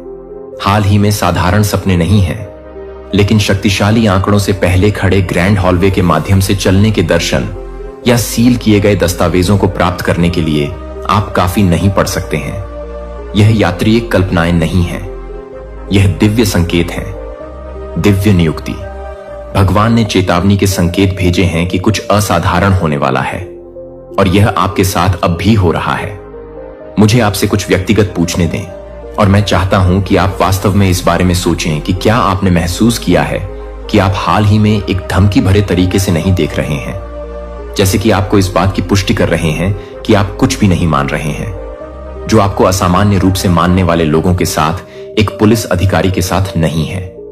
प्रेरितों के कामों से पहले 9:10 एक दृष्टि के माध्यम से अपने आधिकारिक कमीशन भगवान को तैयार करने से पहले भगवान ने हमेशा एक ईश्वरीय नियुक्ति के दोनों पक्षों को तैयार किया, जिसे व्यक्ति बुलाया जा रहा है, और वह व्यक्ति जो अभी कॉल कर रहा है, वह किसी व्यक्ति को सरकारी प्राधिकारी की स्थिति में आपके पास पहुंचने के लिए निर्देशित किया जा रहा है, लेकिन वे पूरी तरह से समझ रहे हैं कि वे आपकी जानकारी को पूरा कर रहे हैं। 777 लाइसेंस प्लेटों पर हो सकता है कि आप बार बार राजा या न्यायाधीश जैसे प्राधिकरण से जुड़े नामों के साथ लोगों का सामना कर रहे हैं, या यशायाह 4513 में मेजर से जुड़े हुए हैं। ईश्वर का कहना है कि मैं साइरस से कहता हूं कि मैं आपके सामने जाऊंगा और पहाड़ों को लेट कर दूंगा।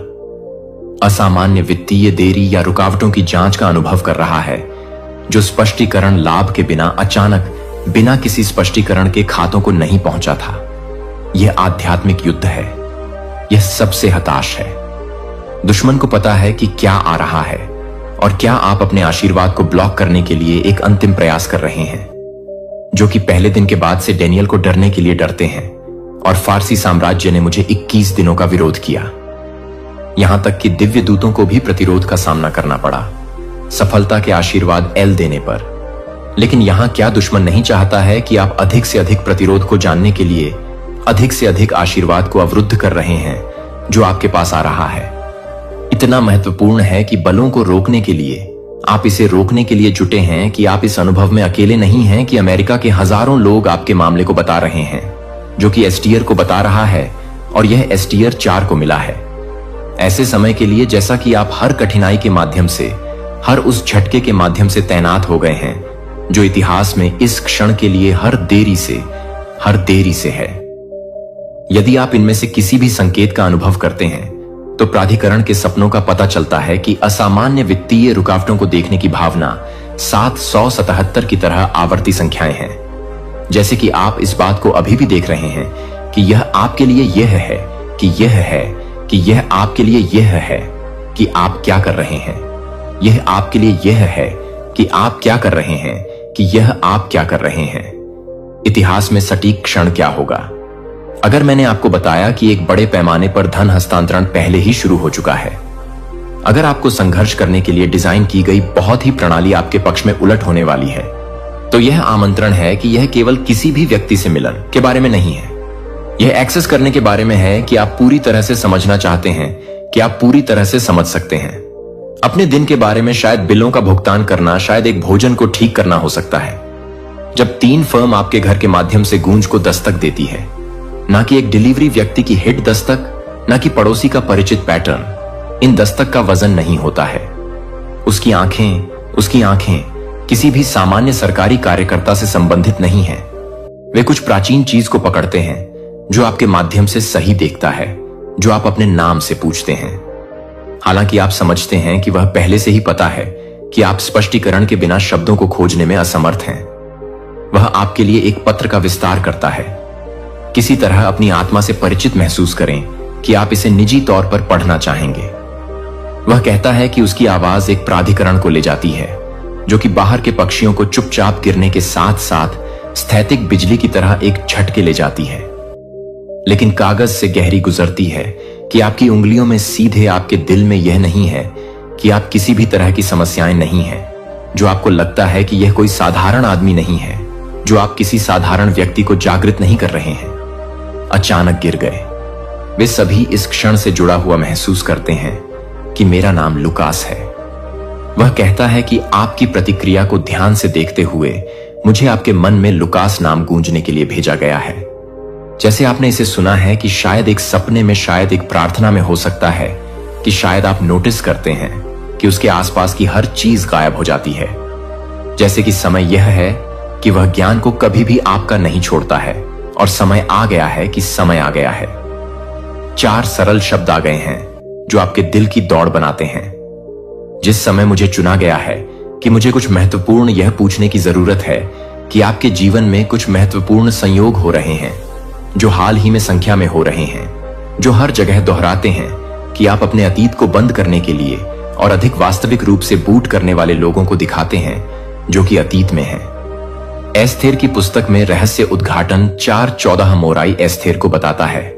और कौन जानता है, लेकिन आप इस तरह के समय के लिए अपनी शाही स्थिति में आ गए हैं, क्योंकि इस भगवान ने एस्थेर को ठीक से तैनात किया है जहां उसे अपने लोगों को बचाने के लिए ठीक उसी समय की जरूरत है जैसे कि अस्थिर के साथ इस सटीक क्षण के लिए आप हर कठिनाई को तैयार कर रहे हैं।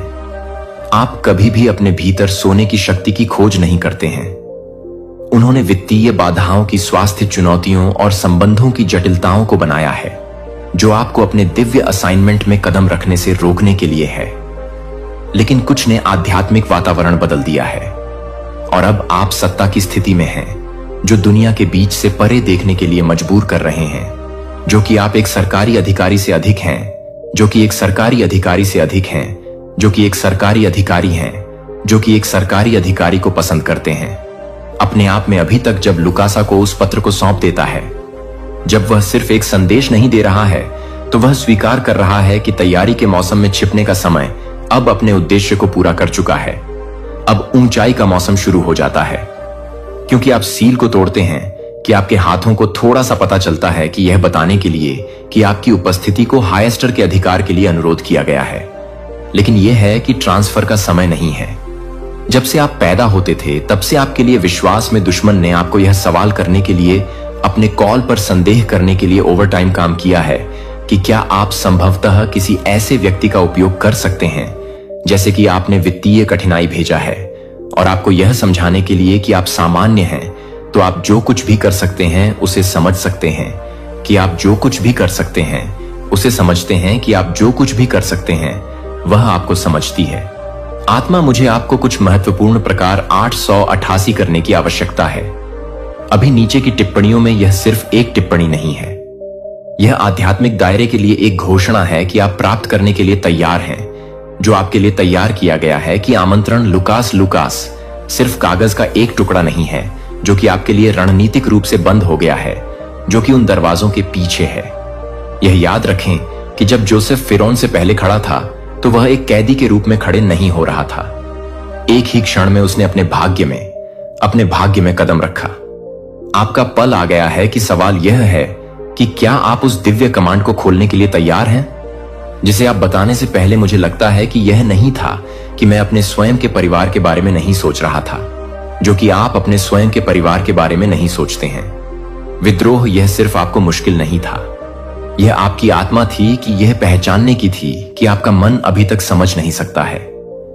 वह दफन कर दिया गया था जिसे चुप कराया गया था, जो विकृत था, और मैं इसे जज करने के लिए नहीं आया हूं, लेकिन इसे ठीक करने के लिए मुझे उन जगहों पर ले जाने दें जहां आपने मुझे उस कमरे में सबसे अधिक संरक्षण दिया है, जहां आप अभी भी आवाज सुनते हैं कि आप पर्याप्त नहीं थे, कि आप मुझे उस डर से नहीं देख पाए, जब तक कि दरवाजे बंद नहीं करते हैं, जब तक कि आप इसे फिर से नहीं करते हैं। स्थिरता के लिए भावनाओं को दबाने या ताकत का प्रदर्शन करने दें। मुझे अपनी ताकत होने दें, मुझे वह होने दें जो टुकड़े को पकड़ता है, जबकि मैं पूरे परिवर्तन को रीमेक करता हूं। यह महसूस नहीं होता है कि यह एक गठन नहीं है और मैं आपको फिर से अतीत को ठीक करने के लिए नहीं बना रहा हूं। प्राप्त होता है। यह संदेश तुम्हें मिला है, यह तुम्हारे पुण्य कर्मों का प्रमाण है। अब किंचित भी डरो मत। अब कोई भी परेशानी, कोई भी बाधा तुम्हें किंचित मात्र भी बाधित नहीं कर पाई। वे तुम्हारे तेज के मुख टिक नहीं पाएंगी। पूर्ण रूप से तुम सफल हो जाओगे। तुम्हारी विजय का डंका चहु ओर बजेगा। एक घोर अंधकारमय कठिन परीक्षा की रात्रि का अंत सुनिश्चित है और एक सहस्त्र सूर्य सा तेजस्वी परम सुखद नव प्रभात तुम्हारा अभिनंदन करने को आतुर है। तुम्हारी कल्पना और आवश्यकता से भी कहीं अधिक अनंत गुना खुशियां तुम्हें प्राप्त होंगी। तुम्हें तुम्हारे जीवन से जुड़ी हर सूक्ष्म से सूक्ष्म कमी, प्रत्येक परेशानी अब जड़ से समाप्त हो जाएगी। उनका अस्तित्व ही मिट जाएगा। तुम पूर्णतः स्वस्थ और ऊर्जावान हो और भविष्य में तुम अकल्पनीय से और अधिक तेजस्वी और सामर्थ्यवान होने वाले हो। आकाश की उच्चतम ऊंचाइयों को तुम स्पर्श करोगे, सफलता के नए कीर्तिमान स्थापित करोगे। मेरे प्रिय आत्मन, आने वाले 10 दिन तुम्हारे जीवन के लिए अत्यायक, चमत्कारिक और स्वर्णिल सिद्ध होंगे। तुम्हारे कदम जिस भी रास्ते पर पड़ेंगे वह रास्ता सीधा मंजिल की ओर, परम सफलता की ओर जाने वाला होगा। इस संदेश को तुम पूरे मनोयोग और श्रद्धा से सुन रहे हो। यह भी एक अकाट्य कारण है, एक दिव्य संकेत है तुम्हारी अनंत खुशियों का, जो तुमने कभी सोचा भी नहीं था, जिसकी तुमने कभी कल्पना भी नहीं की थी।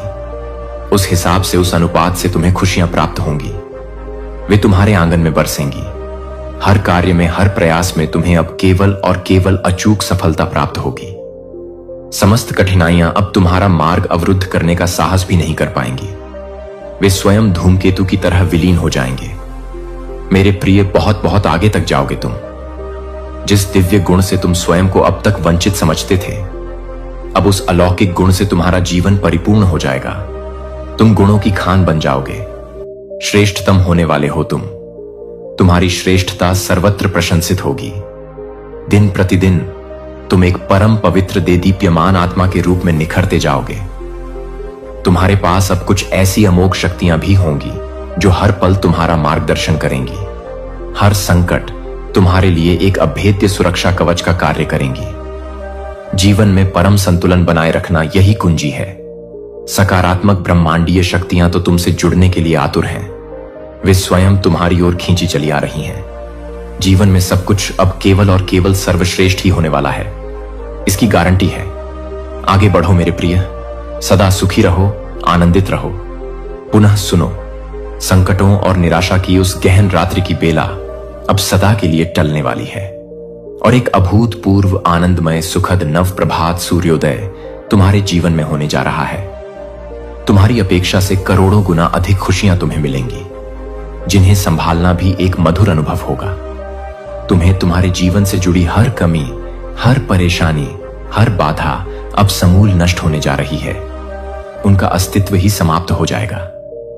ठीक हो रही हैं तुम्हारी समस्त शारीरिक और मानसिक तकलीफें और तुम पहले से कहीं अधिक ऊंचाइयों को, अकल्पनीय सफलताओं को प्राप्त करने जा रहे हो। मेरे प्रिय आत्मन, आने वाले 10 दिन तुम्हारे लिए इतने अधिक मायने रखते हैं, इतने अधिक भाग्यशाली हैं कि वे तुम्हारे जीवन का स्वर्णिम अध्याय लिखेंगे। तुम कदम रखोगे उस परम मुकाम पर, जो मुकाम तुम्हें तुम्हारी चिर प्रतीक्षित मंजिल तक, तुम्हारे सपनों के शिखर तक लेकर जाएगी कि इस संदेश को तुम एकाग्रचित होकर पूर्ण विश्वास से सुन रहे हो। यह भी मेरा ही एक गढ़ संकेत है कि तुम्हारे अच्छे नहीं बल्कि सर्वश्रेष्ठ दिन अब प्रारंभ हो चुके हैं। उनका भव्य शुभारंभ हो गया है। तुमने सोचा भी नहीं था, जहां जाने की तुमने कभी हिम्मत नहीं की। जिस कार्य को तुम दुर्गम पर्वत सा कठिन समझते थे, अब उन समस्त कार्यों में तुम्हें अनायास ही चमत्कारिक रूप से सफलता मिलना प्रारंभ हो जाएगी। तुम्हारे भीतर कुछ ऐसे वेश, गुप्त और दिव्य गुण हैं जिन्हें तुम स्वयं भी नहीं जानते। वे अब जागृत होकर तुम्हें महामानव बना देंगे। अब हर प्रकार की हानि से तुम सदा के लिए बचोगे। केवल लाभ ही लाभ, चौतरफा लाभ होगा तुम्हारे साथ। तुम्हारे स्थान, तुम्हारी स्थिति, तुम्हारी प्रतिष्ठा में एक चमत्कारी सकारात्मक परिवर्तन आ रहा है। तुम एक परम पवित्र जागृत आत्मा हो, जो नहीं था तुम्हारे पास, जिसकी तुम्हें तीव्र अभिलाषा थी। वह सब कुछ अब तुम्हें अनायास ही प्राप्त होने जा रहा है, जैसे ब्रह्मांड स्वयं तुम्हें भेंट दे रहा हो। अपने कदमों को कभी रोकना मत मेरे प्रिय, उन्हें निरंतर आगे बढ़ाते रहना। बहुत आगे जाओगे तुम अपने जीवन के हर क्षेत्र में बहुत अधिक सफल रहने वाले हो। तुम्हारी सफलता की गाथाएं लिखी जाएंगी। संतुलन बनाए रखना यही सफलता की आधारशिला है। समस्त सकारात्मक दिव्य शक्तियां तुमसे आबद्ध होने जा रही हैं। वे तुम्हारी सहचरी बनेगी। तुम्हारी सफलता अब सुनिश्चित ही नहीं बल्कि ब्रह्मांड द्वारा प्रमाणित होने जा रही है। समस्त संकट और सर्व प्रकार की परेशानियां अब सदा के लिए समाप्त हो रही हैं। उनका धुआं तक शेष नहीं रहेगा। एक नया तेजस्वी दौड़ देखोगे तुम। एक ऐसी नई अभूतपूर्व सफलता को तुम प्राप्त करोगे जो इतिहास रच देगी। आज का यह मैसेज आपके जीवन को पूर्ण रूप से सकारात्मक रूप से कायाकल्प कर देगा। मेरे प्रिय, तुम उस विशिष्ट अति भाग्यशाली श्रेणी में प्रवेश कर रहे हो जहां जिसका भाग्य परिवर्तन स्वयं विधाता द्वारा सुनिश्चित किया जा चुका है। सफलता और अजय जीत तुम्हारे नाम पर अमिट रूप से दर्ज की जा रही है। अति शीघ्र तुम्हारी विजय का परचम संपूर्ण विश्व में ले आएगा। धन की कोई भी कमी अब तुम्हारे जीवन में स्न में भी नहीं रह जाएगी। अष्टलक्ष्मी स्वयं द्वार पर दस्तक देंगी। 10 इच्छाओं से डिवाइन महाशक्तिशाली सफलता और दैवीय सहायता की अमृत वर्षा होगी। आनंद और उल्लास प्रदान करने वाली समस्त दिव्य परिस्थितियां अब प्रचंड वेग से तुम्हारी ओर चुंबकीय शक्ति से खींची चली आ रही हैं। तुम अब वह अद्भुत स्वप्नल जीवन जीने जा रहे हो जिसके बारे में केवल तुमने कभी कल्पनाओं में सोचा था। परमपिता परमेश्वर ने स्वयं अपने करुणामयी हाथों से थाम लिया है तुम्हारा हाथ। अब गिरने का कोई प्रश्न ही नहीं। भविष्य तुम्हारा सूर्य से भी अधिक उज्जवल है। उसकी आभा अनंत है। समस्त तकलीफें और कठोर दिन अब अतीत की धुंधली यादें बनकर समाप्त हो रहे हैं। अन्य किसी की व्यर्थ चिंता मत करो, वे अपने कर्मों का फल पाएंगे। धन की किंचित भी चिंता मत करो, क्योंकि प्रचुरता इतनी होगी, कृपा इतनी बरसेगी कि तुम संभाल नहीं पाओगे। तुम्हें बांटना पड़ेगा। जल्द ही अति शीघ्र तुम एक ऐसा परम शुभ समाचार सुनने वाले हो जो तुम्हारे जीवन में खुशियों का महासागर ले आएगा। तनिक भी घबराओ मत मेरे प्रिय। सब कुछ अब कल्पनातीत रूप से केवल और केवल परम कल्याणकारी ही घटित होने वाला है। तुम्हारे साथ कुछ अत्यंत ही शुभ, अत्यंत मलकारी घटित होगा। इसकी तुमने कल्पना भी नहीं की होगी। जीवन अचानक से एक चमत्कार की भांति पूर्णतः सकारात्मक रूप से बदल जाएगा। भाग्य परिवर्तन न केवल मुमकिन है, बल्कि तुम्हारे लिए यह एक अटल ब्रह्मांडीय सत्य है। अधिक सोचो मत, मेरे प्रिय विचारों के जाल में मत उलझो। जो दिव्य योजनाएं बनाई हैं तुमने अपने भविष्य के लिए, उनमें तुम्हें विराट ऐतिहासिक सफलता प्राप्त होगी। कोई है, एक अदृश्य महाशक्ति है जो तुम्हें और भी अधिक ऊंचाइयों पर देखना चाहता है, जो तुम्हें शिखर पर प्रतिष्ठित करना चाहता है। कोई तुमसे निस्वार्थ असीम प्रेम करता है और हर पल तुम्हें गुप्त रूप से सहायता दे रहा है। निरंतर थाम लो उसका अदृश्य हाथ, उसके संकेतों को समझो। जीवन में तुम अकल्पनीय रूप से बहुत आगे जाओगे। तुम्हारे पुण्य प्रताप के कारण तुम्हारे समस्त परिवार के सदस्यों की भी किस्मत जाग जाएगी, उनका भी भाग्य उदय होगा। सबसे तुम्हें अगाध प्रेम और निष्ठल स्नेह मिलेगा। तुम सबके प्रिय बन जाओगे। हर काम में तुम्हें अद्भुत चमत्कारिक रूप से सफलता मिलेगी, जैसे स्वयं देवक तुम्हारी सहायता कर रहे हों। सकारात्मकता को अपना स्वभाव बना लो, उसे अपनी श्वासों में बसा लो। तुम्हारे ग्रह, तुम्हारे समस्त नक्षत्रों ने अपनी दिशा पूर्णतः तुम्हारे अनुकूल बदल ली है। वे अब तुम्हारे विजय के गीत गा रहे हैं। तुम परम भाग्यशाली हो, यह ब्रह्मांड का उद्घोष है। तुम्हारा भाग्य उच्चतम स्तर पर बदला जा रहा है, उसका पुनर्लेखन हो रहा है। अब कुछ ऐसी अभूतपूर्व सफलताओं की योजनाएं बनाई जा रही हैं जो तुम्हारे जीवन को सदा के लिए बदल देंगी। तुम उस विशिष्ट श्रेणी में आते हो जहां सब कुछ जो भी तुमने चाहा है और जो नहीं भी चाहा है, वह सब अब तुम्हें अनायास ही प्राप्त होने वाला है। जिस कार्य में दूर दूर तक सफलता की कोई किरण नजर नहीं आती थी, अब उसी क्षेत्र में तुम विजय का अज़्म लहराओगे, अपने नाम का डंका बजाओगे। तुम्हारे जीवन में धन की कोई भी कमी अब स्वप्न में भी नहीं रह जाएगी, उसका अस्तित्व ही समाप्त हो जाएगा। दसों दिशाओं से धन की ऐसी अविराम वर्षा होगी तुम पर कि तुम आश्चर्यचकित रह जाओगे। जो बातें बीच बीच में तुम्हें विचलित करती थीं, जो शब्द तुम्हें अब तक कांटे की तरह कठोर लगते थे, वह सारी चीजें अब तुम्हें अमृत की तरह प्यारी लगेंगी, मधुर संगीत सी प्रतीत होंगी। तुम पर चारों ओर से प्रेम की ऐसी बौछार होगी कि तुम उसमें सराबोर हो जाओगे। परमपिता परमेश्वर ने अपने अभय हाथों से थाम लिया है तुम्हारा हाथ। अब तुम्हें कोई नहीं डिगा सकता। यह समय तुम्हारे लिए स्वर्ण अक्षरों में अंकित होने वाला सुनहरा काल है। इसे व्यर्थ मत जाने देना। तुम्हारा भविष्य सूर्य से भी सहस्त्र गुना अधिक उज्जवल और प्रकाशमान क्षीण है। तकलीफों की ओर, नकारात्मक स्मृतियों की ओर अब भूल कर भी मत सोचो। कठोर चुभने वाली बातों को अपने मन मस्तिष्क सदा के लिए विस्मृत करो। तुम जहां जा रहे हो वह जीवन का एक दिव्य मोड़ है, एक नई स्वर्णिम दिशा है।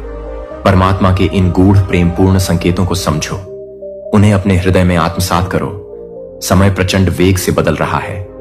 तुम्हारा स्वर्णिम समय आ चुका है। तुम्हारा भाग्य परिवर्तन अब अटल है, उसे कोई नहीं रोक सकता। अब लेश मात्र भी घबराओ मत।